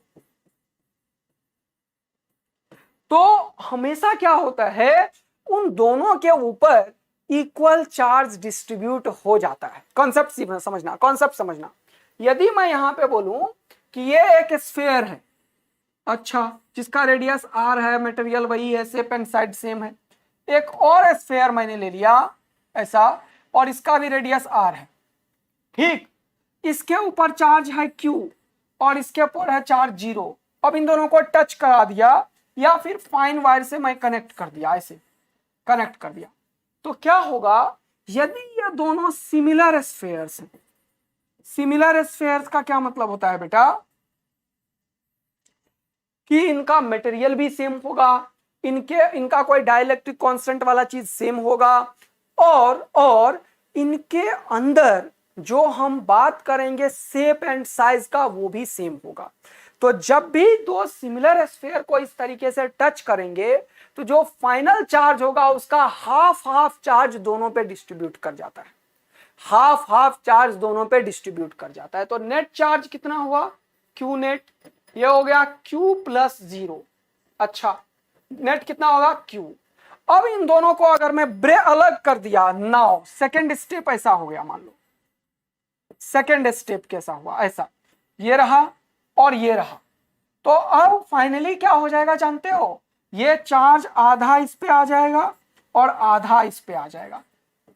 अच्छा, ये कॉन्सेप्ट आपने सिखा दिया सर हम लोगों को, कॉन्सेप्ट आपने सिखा दिया सर कि यदि दो स्फीयर सिमिलर हो शेप एंड साइज में तो जो नेट चार्ज होता है उसका आधा आधा दोनों पे चला जाता है। तो और तब तक जाता है जब तक कि पोटेंशियल बराबर ना हो जाए, तब तक जाता है जब तक कि पोटेंशियल बराबर ना हो जाए। तो पोटेंशियल का मतलब क्या है वो तो हमें अभी नहीं पता, तो इसीलिए तुम्हें अभी ये स्टेटमेंट समझना पड़ेगा। हमने स्फीयर का पोटेंशियल तो तुम्हें बताया नहीं, वैसे के क्यू बाय आर होता है और के क्यू बाय आर होता है, इसीलिए दोनों में बराबर हो गया। तो इसके ऊपर मान लेंगे Q1 चार्ज है, मान लेते हैं इसके ऊपर अगर Q1 चार्ज है और इसके ऊपर मान लेते हैं Q2 चार्ज है, तो अपन क्या बोलेंगे कि ये Q1 और ये Q2 दोनों बराबर होगा सर। कैसे, क्योंकि इन दोनों का रेडियस जो है r है और ये तब तक होता है जब तक कि पोटेंशियल बराबर ना हो जाए। लेकिन ये ऐसे कॉन्सेप्ट बताने के लिए बोल दिया, अभी बहुत को पोटेंशियल तो नहीं आता है सर, यस, तो ऐसे ही ये जानने की आवश्यकता नहीं है। ये जानना है कि whenever two similar charges are touch each other, then the final distribution of charges is the total sum divided by 2. total sum divided by 2, total sum ध्यान रखना है। तो अब एक क्वेश्चन जल्दी से बताओ तुम लोग मुझे, मान लो इसके ऊपर चार्ज है Q और इसके ऊपर चार्ज है Q डैश। अब मैंने इसको कनेक्ट कर दिया, तो बताओ फाइनल चार्ज कितना हुआ दोनों पे, सिमिलर स्फीयर्स से दोनों, है ना, कनेक्ट कर दिया। अब दोनों को अलग किया, नाउ ये हो गया ऐसा, ये हो गया ऐसा, बताओ दोनों पे चार्ज कितना होगा, इस पे और इस पे। तो इन दोनों का टोटल सम कर दो सर, टोटल सम कितना हुआ, Q plus Q dash, Q plus Q dash, और इसका क्या करोगे, आधा आधा आधा, है ना। तो क्या करेंगे, टोटल सम करेंगे। जब भी दो सिमिलर स्फीयर्स को टच किया तो क्या होगा, टोटल चार्ज आ जाएगा। तो एक में Q है एक में Q डैश है, तो टोटल कितना हुआ, Q प्लस Q डैश और डिवाइडेड बाय 2। तो अभी तक आंसर क्यों नहीं आया किसी का भी, अरे एनसीईआरटी का 1.4 बोल तो रहा हूं, वही करा रहा हूं मैं, क्यों टेंशन ले रहा है। Q1 प्लस Q2 बाय 2 आ गया आंसर बच्चों का, यस। तो लिखो Q plus Q dash by 2, यहां पे भी लिखो Q plus Q dash by 2। अच्छा, एक और एग्जांपल लो, चलो एक और एग्जांपल लो। ये है कोई A, इस पे है 20 कूलम का चार्ज, और ये है B, इसके ऊपर है -40 कूलम का चार्ज। दोनों को कनेक्ट कर दिया, दोनों को कनेक्ट कर दिया, खुपाच, दोनों सिमिलर हैं। अब दोनों को अलग कर दिया, दोनों को अलग कर दिया, बताओ कितना चार्ज किस पे, ये है 20 का, ये है -40 का। दोनों को कनेक्ट किया और दोनों को अलग कर दिया, बताओ कितना चार्ज किस पे, कितना चार्ज किस पे, अरे जल्दी बताओ कितना चार्ज किस पे, Q plus Q dash by 2। सबने बोल दिया एकदम मजेदार तरीके से। इसमें बताओ जल्दी से, इसमें अरे जल्दी बता दो बेटा, 40, अरे निपट रहे हो, -40 प्लस 20 करो, +20 -40, तो ये कितना हुआ, -20 डिवाइडेड बाय 2, -10। अरे भाई सबका आंसर आ गया, -10। क्या बात है, फिजिक्स की तुमने खोपड़ी उड़ा दी है बेटे। -10 और -10 जाएगा, सबने सीख लिया। अगर ये सीख लिया तो आंसर भी आ गया बेटा। अब इस क्वेश्चन में क्या रुका हुआ है, अरे अब इस क्वेश्चन में कोई जान बचा। मान लो इसके ऊपर चार्ज था कितना Q, let the charge on A is Q। अच्छा इसके ऊपर चार्ज कुछ नया मान लो, क्या मानोगे? Q2 मान लो, Q डैश मान लो, एनसीईआरटी वाला ही, ठीक है। अब क्या करोगे सर, अब ये एक अनचार्ज स्फीयर से टच किया तो अब ये चार्ज हो गया आधा, Q/2 हो गया फाइनली, और इस पे भी Q/2 हो गया फाइनली, क्योंकि सिमिलर स्फीयर्स को किया, इसको टच किया तो ये हो गया Q'/2 और ये भी हो गया Q'/2। सर इतना फास्ट मत करो, अरे इतना फास्ट होता जा रहा है, मैं क्या करूं, मैं क्या करूं। अच्छा ये तो हो गया सर। पहले का जो था फोर्स रिपल्शन का वो क्या होगा जल्दी बताओ, पहले का जो फोर्स ऑफ रिपल्शन है वो क्या हुआ जल्दी बताओ। सर पहले का फोर्स ऑफ रिपल्शन जो होगा वो इन दोनों में होगा, इन दोनों में। हाँ क्या होगा जल्दी बताओ, चलो जल्दी जल्दी जल्दी जल्दी जल्दी जल्दी जल्दी करो, ठीक है। अरे ये कलर कौन सा हो गया, ब्लैक लो, इसको निपटा दो। हाँ निपटा दिया, चलो जल्दी करो। सर पहले का जो फोर्स था ए और बी के बीच में वो क्या हो गया है जल्दी से बता दो। पहले का फोर्स ए और बी के बीच में सर ये हो गया, पहले का फोर्स ए और बी के बीच में क्या हुआ जल्दी देखो। यस पहले का फोर्स हो गया, इन दोनों के बीच में फोर्स कितना हुआ, के क्यू डैश बाय 10 सेंटीमीटर, तो 10 इंटू 10 का पावर -2 का होल स्क्वायर। सर ये रहा पहले का फोर्स, खत्म। हाँ अब सर आपके फोटो में फाइनली जो हुआ है ये चार्ज आधा आधा हो गया, तो ये दोनों तो निपट गया, तो ये चार्ज बचा Q/2 और ये चार्ज बचा Q/2, बहुत ही बढ़िया। दोनों के बीच की दूरी हो गई 5 सेंटीमीटर। अच्छा हाँ तो अब क्या करोगे सर, अब लिखेंगे K/Q1Q2/r²। हाँ भाई हाँ, तो क्या होगा जल्दी से देखो, अब ये वाला फोटो काम करेगा, ये वाला ये वाला ये वाला, तो अब क्या करोगे जल्दी से बताओ मुझे। यस तो अब क्या करोगे, ये दोनों फोटो को सर सेट कर दो कहानी और इन दोनों को निपटाओ। अरे ये कलर क्यों आ रहा है, ब्लैक कलर आ जा मेरे भाई। यस अब क्या किया आपने सर, पहले का फोर्स तो निकाल के बैठे हो और अब आपने दूसरा फोर्स भी निकाल दिया। अब दूसरा फोर्स जो होगा वो क्या होगा जरा देखो, इन दोनों के बीच में फोर्स होगा, हाँ कितना, F नया वाला K, Q का वैल्यू Q/2, अच्छा उसका भी वैल्यू Q'/2, Q'/2, अच्छा ये दोनों आधा आधा हो गया। हाँ और इंटू 5 इंटू 10 का पावर -2 का होल स्क्वायर। अच्छा यस सॉल्व करो, हो गया Q डैश 5 5 जा 25 इंटू 4 100 इंटू 10 का पावर -4, इतना न्यूटन। पहले देखो क्या था, पहले देखो इसको सॉल्व करो, ये क्या हो गया, Q डैश बाय 10 का स्क्वायर 100 इंटू 10 का पावर -4। अरे भाई साहब सर पहले का फोर्स और दूसरे का फोर्स दोनों बराबर है, दोनों फोर्स कैसा है, दोनों फोर्स कैसा है, दोनों फोर्स बराबर है, दोनों फोर्स इक्वल है अलग है, पहले ये तो बताओ। सर यस आ गया, एफ नेट जो होगा वो दोनों केसेस में इक्वल होंगे।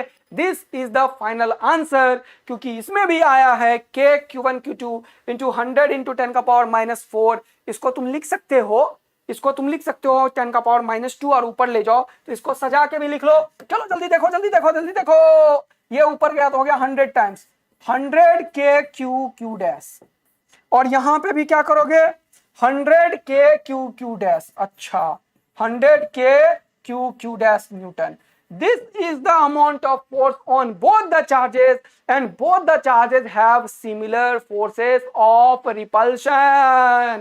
जो पहले था वही अभी भी रहेगा, कोई चेंज नहीं आएगा। तो हमने दो कॉन्सेप्ट सीखे इससे कि सिमिलर चार्जेस को टच कराने से चार्ज आधा आधा डिस्ट्रीब्यूट होता है, और हमने एक और कॉन्सेप्ट सीखा इसमें क्या, कि जब भी दो फोर्सेस के बारे में बात करेंगे तो रिपल्शन के टाइम पे क्या होगा बेटा, दोनों फोर्सेस डिस्टेंस भी कम कर दिया और चार्ज भी आधा हो गया। तो चार्ज भी आधा डिस्टेंस भी आधा, तो फोर्स पे कोई फर्क नहीं पड़ता है। ओहो यस बहुत ही मजेदार, एक और कहानी करेंगे अपन, एक और क्वेश्चन करेंगे। अच्छा बहुत तगड़ा बात है। ठीक है, अब कुछ क्वेश्चंस अच्छे लेंगे अभी तुरंत। अभी तुरंत कुछ अच्छे क्वेश्चंस आप लोगों के लिए। Equal charges Q placed at the four corner. अच्छा,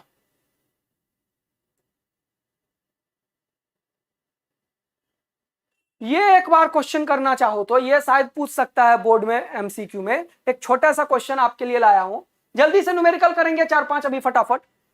to positive ions each carrying a charge q are separated by a distance d.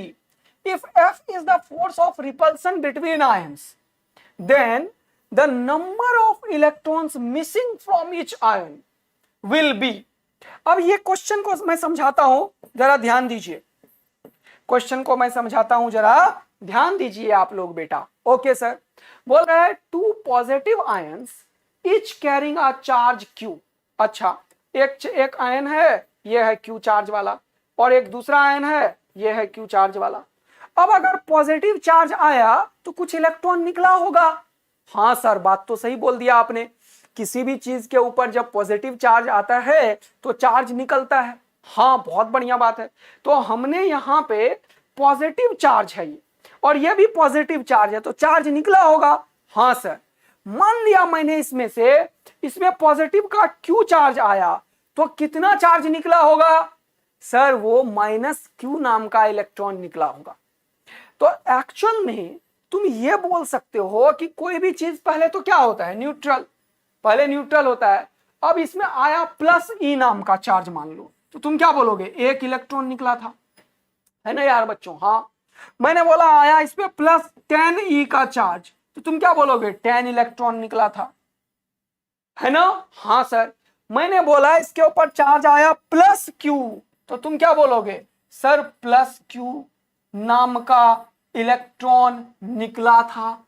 अच्छा, और मैंने क्या बोला कि इस दुनिया में जितने भी चार्ज होते हैं बेटा, वो सारा का सारा चार्ज q = n × e के फॉर्म में होगा। हाँ, तो यदि मैं इस q का वैल्यू निकाल दूं, तो उसको ne से मल्टीप्लाई करेंगे और n का वैल्यू निकल जाएगा सर q/e। यस बेटा, यस। तो this is the process how we can solve this problem. Yes, तो अब क्या हुआ, दोबारा से पढ़ते हैं। टू पॉजिटिव आयंस बन गए हैं। क्यों आयन हुआ? क्योंकि यहां पे चार्ज जब आ जाता है किसी चीज पे तो वो आयन हो जाता है, पॉजिटिव या निगेटिव आयन हो जाता है। यही तो हमने पढ़ा था, आयंस, है ना? यस, तो ये पॉजिटिव आयंस हो गए क्योंकि इसके ऊपर कुछ चार्ज आ गया है। यस, न्यूट्रल नहीं है। तो कैसे आया होगा? इलेक्ट्रॉन के निकलने से आया होगा सर।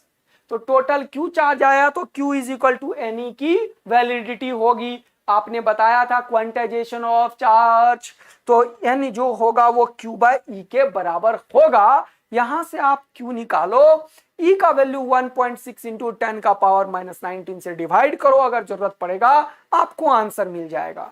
तो फिजिक्स आई थिंक हर एक बच्चा को क्लियर हो चुका है इस क्वेश्चन का। फिर से समझिए, बोल रहा है two positive ion each carrying a charge, है ना? Two positive ion each carrying a charge Q are separated by a distance d. If F is the force of repulsion between the ions, then the number of electrons missing from the ion will be. Missing मतलब electron के निकलने से ही charge आएगा। ठीक है sir, आ गया समझ में। अब आप इसको कुछ सेपरेशन पे रखे हो, कितना सेपरेशन है? D पे, और इन दोनों पे बीच में फोर्स है कितना? वो दे रखा है F। तो सर आप फटाफट लिखो F = K Q², क्योंकि Q ही लिखना है सर आपको, हाँ, /d²। अच्छा, अभी आपने बताया सर Q = Ne करो और N का वैल्यू निकाल दो, यही तो चाहिए।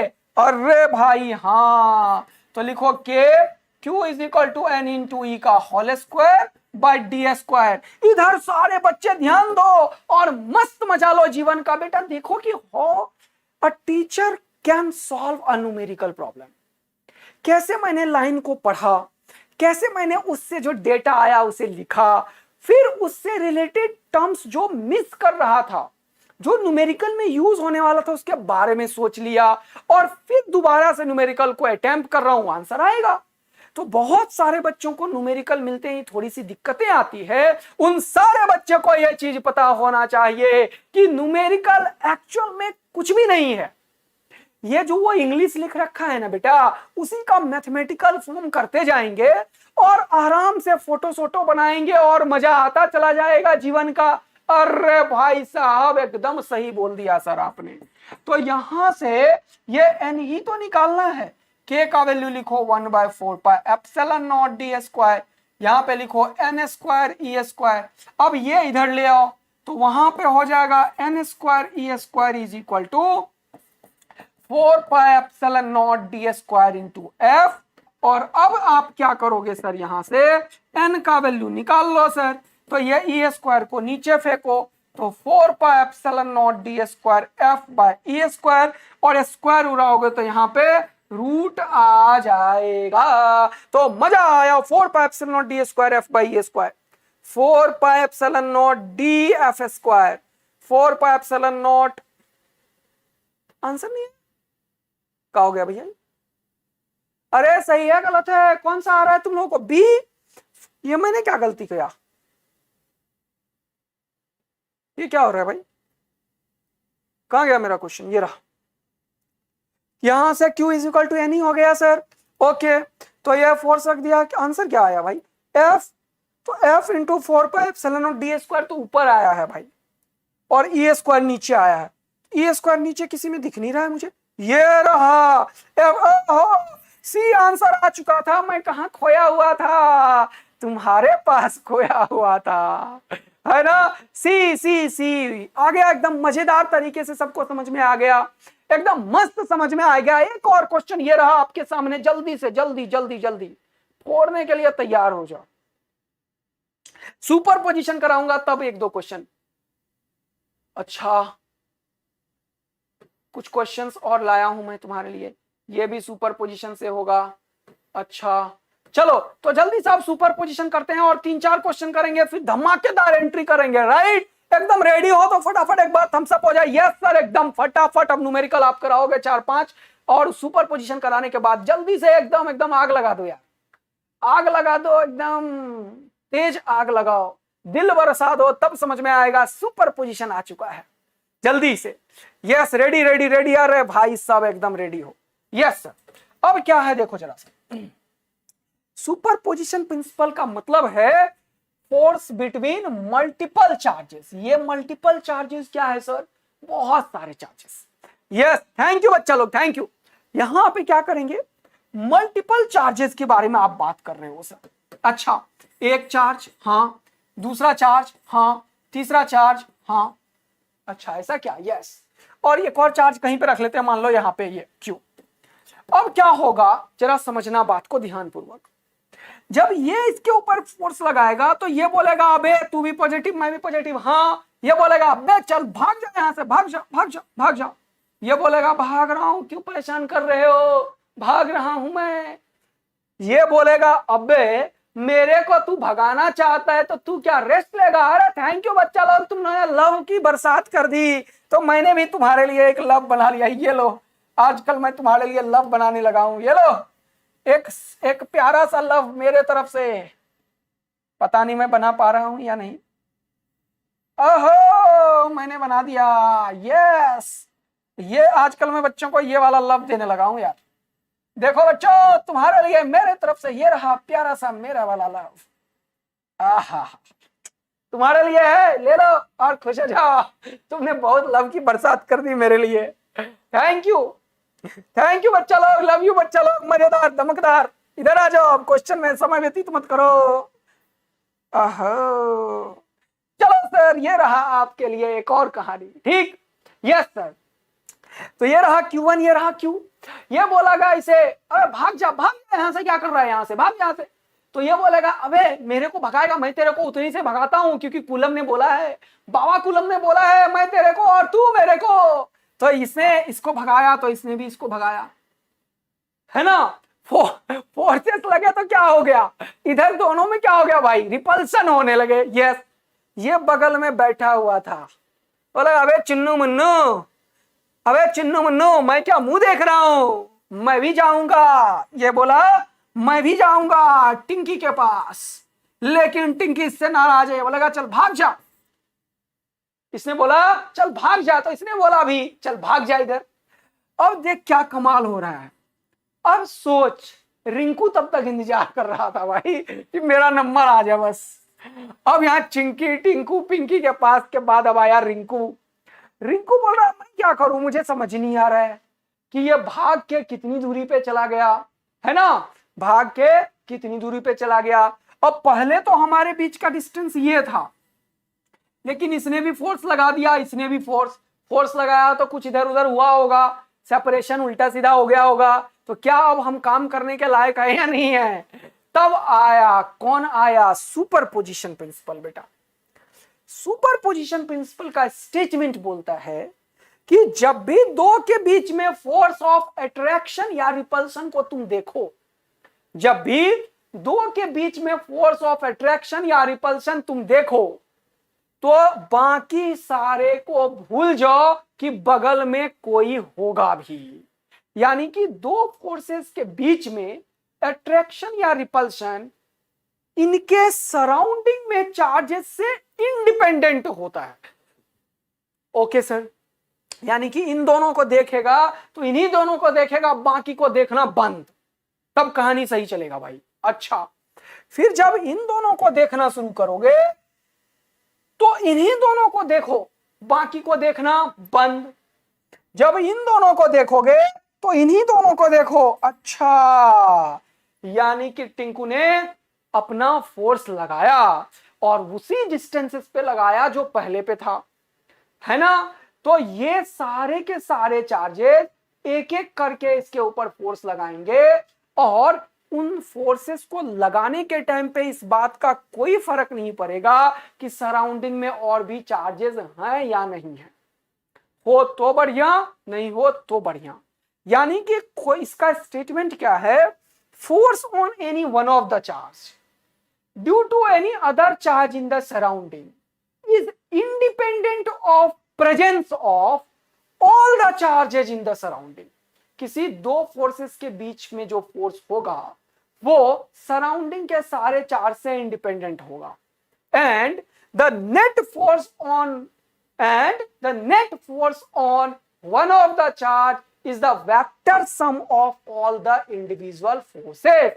यानी कि प्रिंसिपल ऑफ सुपरपोजिशन, जो मल्टीपल चार्जेस के चलते एक के ऊपर फोर्स होता है, वो एक्चुअल में बेटा क्या होता है? दो चीजों की बात करती है। कौन कौन सा? एक तो इंडिपेंडेंसी की बात करता है। किसकी बात करता है? इंडिपेंडेंसी, है ना, है ना, इंडिपेंडेंसी। यानी कि यह बात करता है कि एक का फोर्स एक ही टाइम पे लगेगा, बाकी से कोई मतलब नहीं है। दूसरे का फोर्स दूसरे टाइम पे लगेगा, बाकी से कोई मतलब नहीं है। तीसरे का फोर्स तीसरे टाइम पे लगेगा, बाकी से कोई मतलब नहीं है। यानी कि इंडिपेंडेंसी की बात करता है। यस। और अगला बात किसका करता है? The net force is given by the vector sum of all the individual forces. Net force is given by the vector sum of all the individual forces. यानी कि इसके ऊपर जो तुम फोर्स देख रहे हो वो इनका इनका इनका वेक्टर सम होगा। और वेक्टर सम करने के दो तरीके हैं, एक तो कंपोनेंट ब्रेकिंग और दूसरा पैरेललोग्राम लॉ। सर हम तो दोनों में निपटे पड़े हैं, बता दूंगा, टेंशन मत लो। तो पहले इस चीज को अच्छे से अपने अंदर बैठाओ कि सर आपने अभी बोला कि एक्सपेरिमेंटली, ये कैसे हमने प्रिंसिपल ऑफ सुपरपोजिशन कैसे पता चला? एक्सपेरिमेंटली, अदरवाइज इसका डेरिवेशन मैं खुद कराता। एक्सपेरिमेंटल डेटा है। क्या बोलता है? It is verified that force on any charge, देखो ध्यान से, due to a number of other charges is the vector sum of all the forces on that charges. Right? क्या बताया मैंने? Force on any one of the charge due to number of charges in the surrounding is the vector sum of individual charges। क्या बोला मैंने? Vector sum of individual forces, vector sum. और vector sum दो तरीके कैसे होता है पता है हमें? Okay sir. अगला क्या है देखो ध्यान से, taken one at a time. ये क्या वन एट अ टाइम क्या रिप्रेजेंट कर रहा है? ये बात कर रहा है इंडिपेंडेंसी की। एक फोर्स को एक ही टाइम पे लो। The individual forces are unaffected due to the presence of other charges. यानी कि ये दो चीज की बात करता है, एक तो इंडिपेंडेंसी की, unaffected by the presence of other charges की, और दूसरा वेक्टर सम की। तुम इंग्लिश कैसा भी बना दो, आंसर सेम मिलेगा। दो के बीच में जो फोर्स होंगे वो vector sum of all the individual forces होगा, एंड जो नेट फोर्स होगा वो इस तरीके से हम सबके सम से निकालेंगे। हमें सर सुपरपोजिशन प्रिंसिपल पूरा याद हो गया है, बिल्कुल कोई भी दिक्कत नहीं है, जरा सा भी टेंशन नहीं है। यानी कि आपने पूरा का पूरा सुपरपोजिशन ये बता दिया, force on any one of the charge is independent या फिर unaffected by the presence of all the charges in the surrounding, and the net force is given by the vector sum of all the individual forces. तो मेरे ख्याल से मेरे सारे बच्चों ने एकदम मस्त मजा लिया है जीवन का, और सारा कुछ एकदम बढ़िया समझ लिया है। अगर यहां तक सब कुछ समझ लिया तो एक बार यो यो कर दो, आग लगा दो, थम्स अप कर दो। 3-4 क्वेश्चन करने के बाद रैप अप करेंगे अपन क्लास, क्योंकि कॉन्सेप्ट काफी सीखा है तो न्यूमेरिकल करना इंपॉर्टेंट है। ओके सर, एकदम बढ़िया, जल्दी से आग लगा दो भाइयों और बहनों।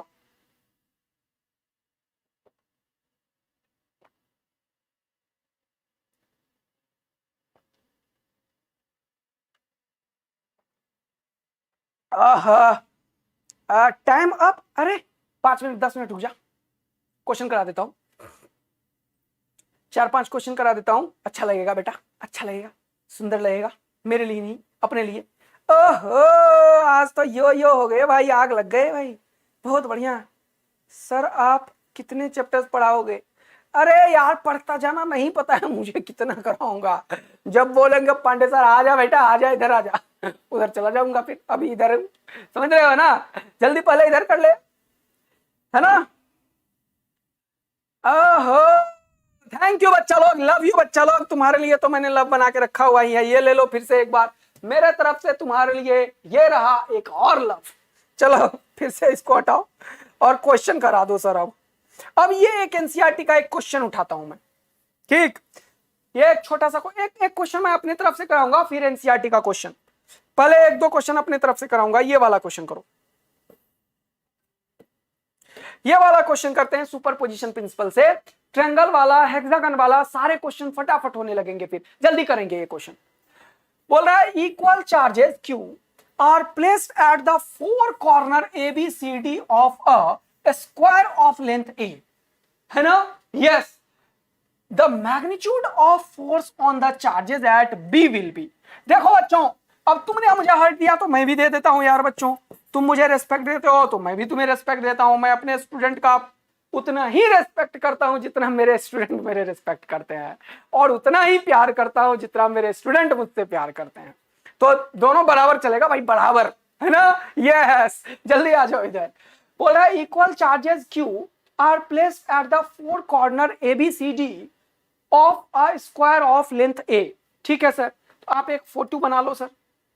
एक फोटो बना लिया बेटा, ये रहा ABCD एक स्क्वायर। अच्छा स्क्वायर बोला है यार, ढंग का बनाओ।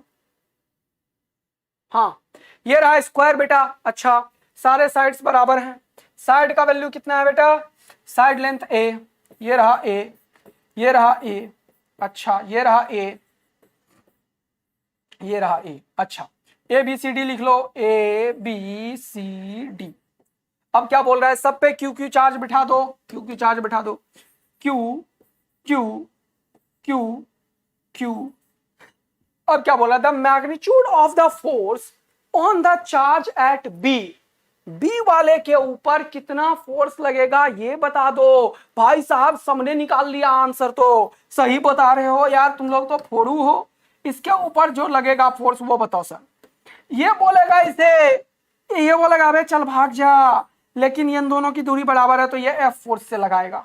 ये बोलेगा इसे चल भाग जा, लेकिन ये भी दूरी A है और ये भी दूरी A है, चार्जेस सब में Q है तो ये भी F से ही लगाएगा। और F का वैल्यू क्या लिखोगे? KQQ, मतलब Q square by A square. बहुत बढ़िया। ये जब फोर्स लगाने जाएगा तो ये बोलेगा मेरा कितना डिस्टेंस हो A और A, तो ये वाला डायगोनल हो जाएगा A√2। अच्छा, और ये फोर्स कितना लगेगा इसके ऊपर सर, ऊपर लग जाएगा कितना, एफ या कुछ और। सर ये तो a√2 का डिस्टेंस है, तो देख लो क्या लगेगा। तो ये फोर्स नया वाला का नाम अभी मैं कुछ नहीं लिखता हूं, एफ डैश लिखता हूं, और ये फोर्स इन दोनों के बीच में है तो लिखूंगा के क्यू स्क्वायर। अच्छा, फिर लिखूंगा मैं बाय a√2 का होल स्क्वायर, a√2 का होल स्क्वायर तो क्या हो जाएगा ये 2a स्क्वायर। बहुत बढ़िया सर, बहुत बढ़िया। तो एफ डैश का वैल्यू हो जाएगा के Q square bye 2a square sir. तो ये पहला वाला जो f था, ये तो f है, इसका आधा हो गया है सर, तो ये f/2 लिख देता हूं मैं। अच्छा, तो कहने का मतलब इसके ऊपर ये 3 फोर्सेस लग रहे हैं, फटाफट लगा दो। एक दूसरा फोटो बनाओ, ये रहा B, और एक फोर्स इधर लग रहा है F, एक फोर्स इधर लग रहा है F। ये F और F लग रहा है 90 डिग्री पे, इसका रिजल्टेंट बीच से चला जाएगा। जैसे दो फोर्सेस, एक इधर तुम मुझे खींचो और एक इधर खींचे, एक इधर, तो मैं किधर जाऊंगा, मैं इधर जाऊंगा नहीं, इधर जाऊंगा नहीं, मैं किधर जाऊंगा इधर, बीच से चला जाऊंगा, बीच से।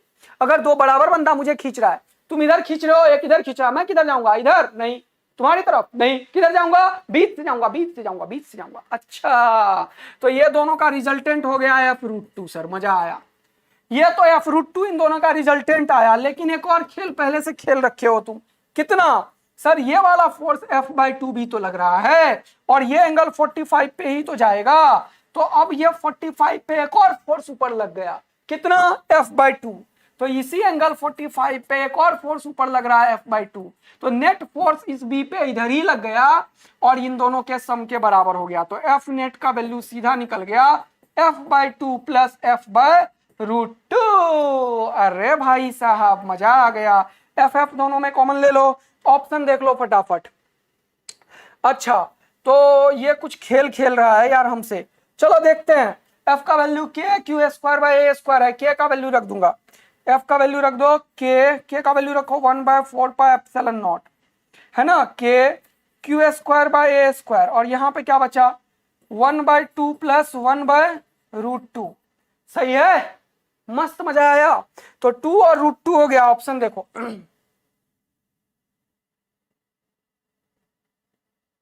तो इसको सॉल्व करोगे तो 2√2 प्लस 1/√2 आ रहा है यार, गड़बड़ हो गया क्या? सही है ना बच्चों? कैलकुलेशन देखो,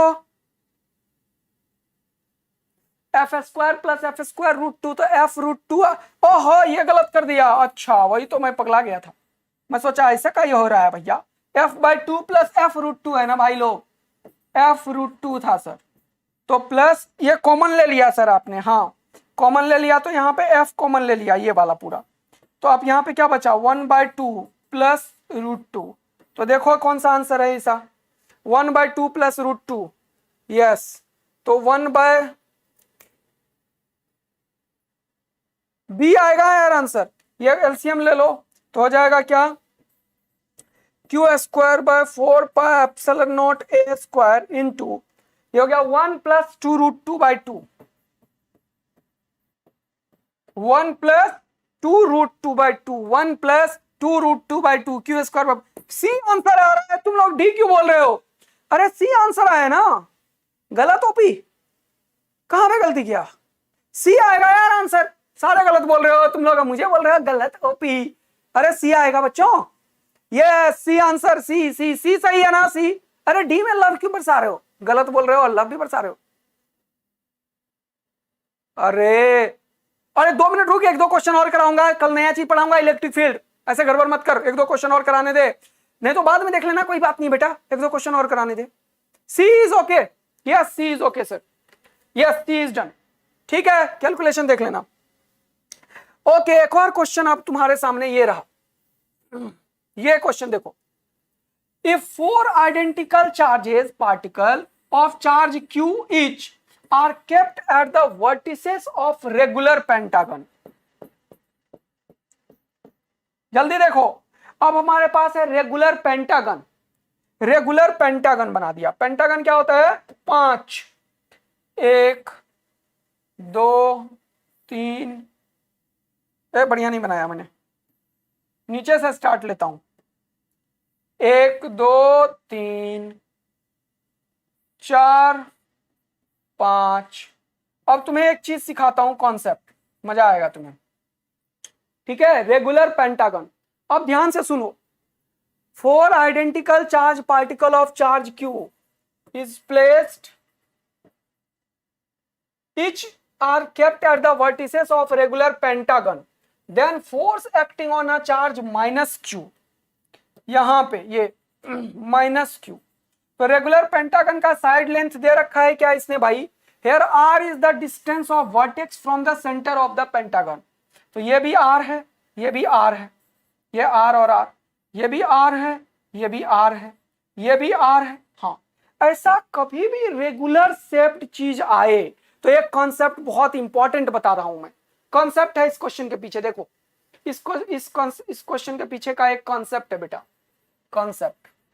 कॉन्सेप्ट क्या है सर, कि कोई भी रेगुलर शेप है, रेगुलर हेक्सागन है, हेक्सागन या स्क्वायर है या ट्रायंगल है या पेंटागन है, कैसा भी शेप है, पेंटागन है, उन सब के सेंटर पे नेट फोर्स 0 होता है अगर वो रेगुलर है। जैसे हेक्सागन में 6 दे दो, इसके सेंटर पे अगर मैं एक चार्ज रखूं Q, प्लस का या माइनस का डजंट मैटर, अगर सब पे चार्ज Q है तो देखो क्या होगा, ये बोलेगा इसे चल भाग जा, जल्दी देखो कॉन्सेप्ट, ये बोलेगा इसे चल भाग जा, ये बोले और ये बोलेगा इसे चल भाग जा, ये दोनों एक दूसरे का अपोजिट होगा, निपट जाएगा। ये बोलेगा इसे चल भाग जा, ये बोलेगा इसे चल भाग जा, ये बोलेगा इसे चल भाग जा, ये बोलेगा इसे चल भाग जा, इसके ऊपर जो नेट फोर्स होगा ना वो 0 होता है। रेगुलर कोई भी शेप हो, रेगुलर आंसर 0 होता है। स्क्वायर हो, अच्छा इसके सेंटर पे एक चार्ज मैंने रख दिया Q या माइनस Q, कुछ भी रखो, यहां पे कुछ भी चार्ज रखो लेकिन बराबर बराबर होना चाहिए। तो ये भी बोलेगा इसे चल भाग जा, ये बोलेगा चल भाग जा, ये बोलेगा चल भाग जा, ये बोलेगा चल भाग जा, नेट कितना 0। ट्रायंगल देखो, ट्रायंगल के सेंटर पे लो, यहां पे ये बोलेगा इसे चल भाग जा, ये बोलेगा चल भाग जा, ये बोलेगा चल भाग जा। लामीज थ्योरम से तुम प्रूफ कर पाओगे, यहां पे लामीज थ्योरम से प्रूफ कर पाओगे कि 3 फोर्सेस जब इस तरीके से 120 120 पे लगता है, ये भी फोर्स बराबर, ये भी फोर्स बराबर, ये भी फोर्स बराबर, तो ये नेट सम जो यहां पे होता है वो भी 0 होता है, राइट, यस। और पेंटागन की बात अगर करोगे तो रेगुलर पेंटागन के में भी यहां, अच्छा ये फोटो अच्छा नहीं बना, रेगुलर पेंटागन में भी तुम ये बात समझ लो बेटा कि अगर मैं यहां पे कोई चार्ज रख दूं Q और इन सब पे Q चार्ज रखा तो इसके ऊपर भी नेट फोर्स 0 होता है। ये बात ध्यान रखना है तुम्हें, प्रूफ भी इसका करा जा सकता है, एंगल का प्रॉपर एनालिसिस होगा, यहां एक दूसरे का अपोजिट नहीं आता है, ये आएगा नीचे, है ना, ध्यान दो तो थोड़ा सा, एक चीज सिखा रहा हूं, ये आएगा एग्जैक्ट नीचे, लेकिन ये कहीं और चला जाएगा, ये कहीं और चला जाएगा, ये कहीं और चला जाएगा, ये कहीं और चला जाएगा, और इन सब का जब कंपोनेंट ब्रेक करेंगे ना, तब x वाला और y वाला कंप्लीट कैंसिल आउट हो जाता है। तो आज के बाद से तुम लोगों ने ये चीज बहुत अच्छे से समझ लिया कि रेगुलर कोई भी शेप हो तो सेंटर पे उसका अगर हमें फोर्स निकालना हो, सबके ऊपर चार्ज रखा हो, तो नेट हमेशा 0 होता है, नेट हमेशा 0 होता है।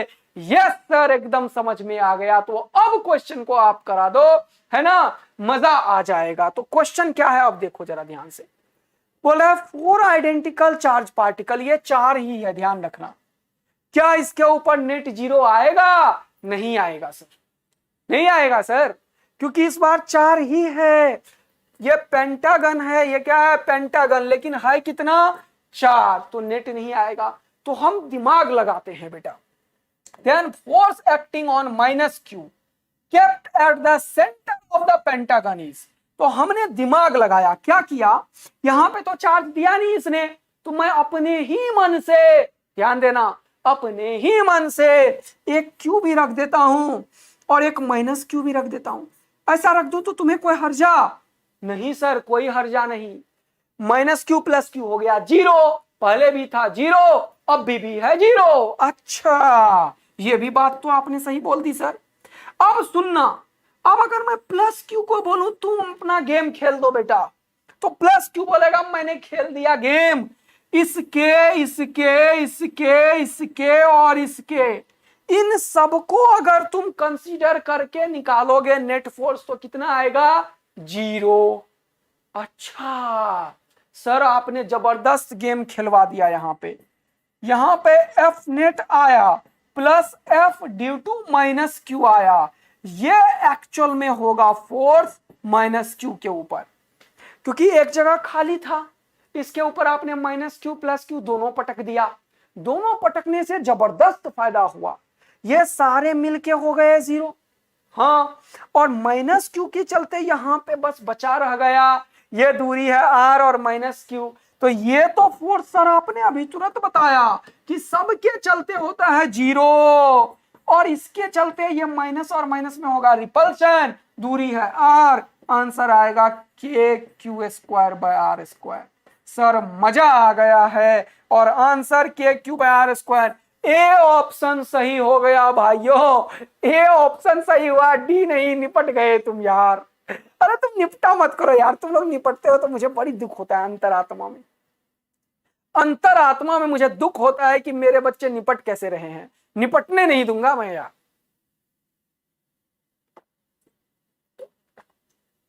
है ना, एकदम मजा आयो, सबका समझ में आ गया? यस सर, बहुत ही तगड़ा समझ में आ गया, मजा आ गया, एकदम प्यार हो चुका है सर, कोई दिक्कत की बात नहीं है। अब यार एक पेंडुलम का क्वेश्चन मैंने तुम्हारे लिए लाया हुआ है। ये पेंडुलम के क्वेश्चंस को आप जरूर टैकल करना बेटा, एक बार सॉल्व करना। पेंडुलम में इक्विलिब्रियम का कॉन्सेप्ट आता है, तो एक इक्विलिब्रियम का कॉन्सेप्ट और एक पेंडुलम का कॉन्सेप्ट सिखाना पड़ता है, तो वो इलेक्ट्रिक फील्ड भी पढ़ा के करेंगे। नेक्स्ट क्लास में अपन इलेक्ट्रिक फील्ड करेंगे। एक क्वेश्चन होमवर्क देता हूं, एक आप अटेम्प्ट करना। ये क्वेश्चन एक होमवर्क देता हूं, अटेम्प्ट करना बच्चों। और यदि आज का क्लास में एकदम आग लगा दिया तुम लोगों ने, तो एक बार आग यहां भी लगा दो, दिल विल यहां भी बरसा दो, ताकि हमें मजा ही मजा आए नेक्स्ट क्लास में फिर नए एनर्जी से पढ़ने के लिए। तो एक दो क्वेश्चन होमवर्क देता हूं, तुम लोग कर लेना, जो मैं लाया था, जो डिस्कस नहीं किया। और एनसीईआरटी के कुछ क्वेश्चंस मैं लेके आया हुआ हूं, तो ये सारे क्वेश्चंस अब तुमसे हो जाएंगे।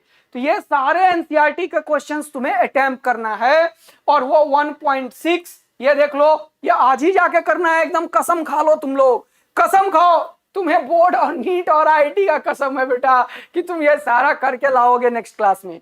ये भी पूरा करोगे? यस सर, हम पूरा करेंगे, आपने कॉन्सेप्ट सिखा दिया है, सुपर पोजिशन से होगा। ये भी पूरा करोगे? सुपर पोजीशन से होगा। दिक्कतें आएंगी तो बताना, सब मेहनत करूंगे फिर से।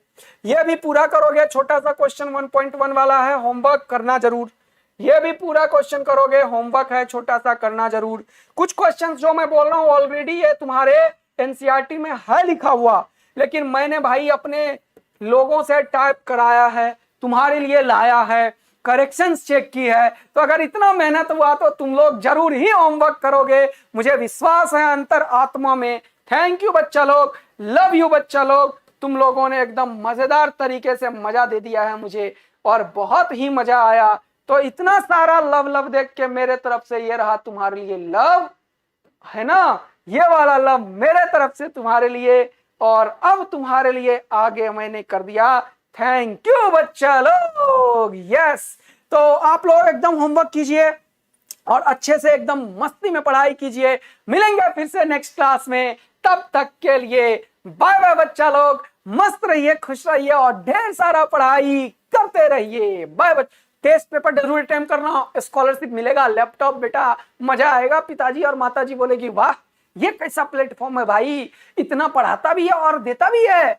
हाँ, और उसके बदले हमें मिलता है तुम्हारा प्यार। थैंक यू बच्चा लोग, लव यू बच्चा लोग। मिलेंगे नेक्स्ट क्लास में, तब तक के लिए बाय बाय बच्चा लोग।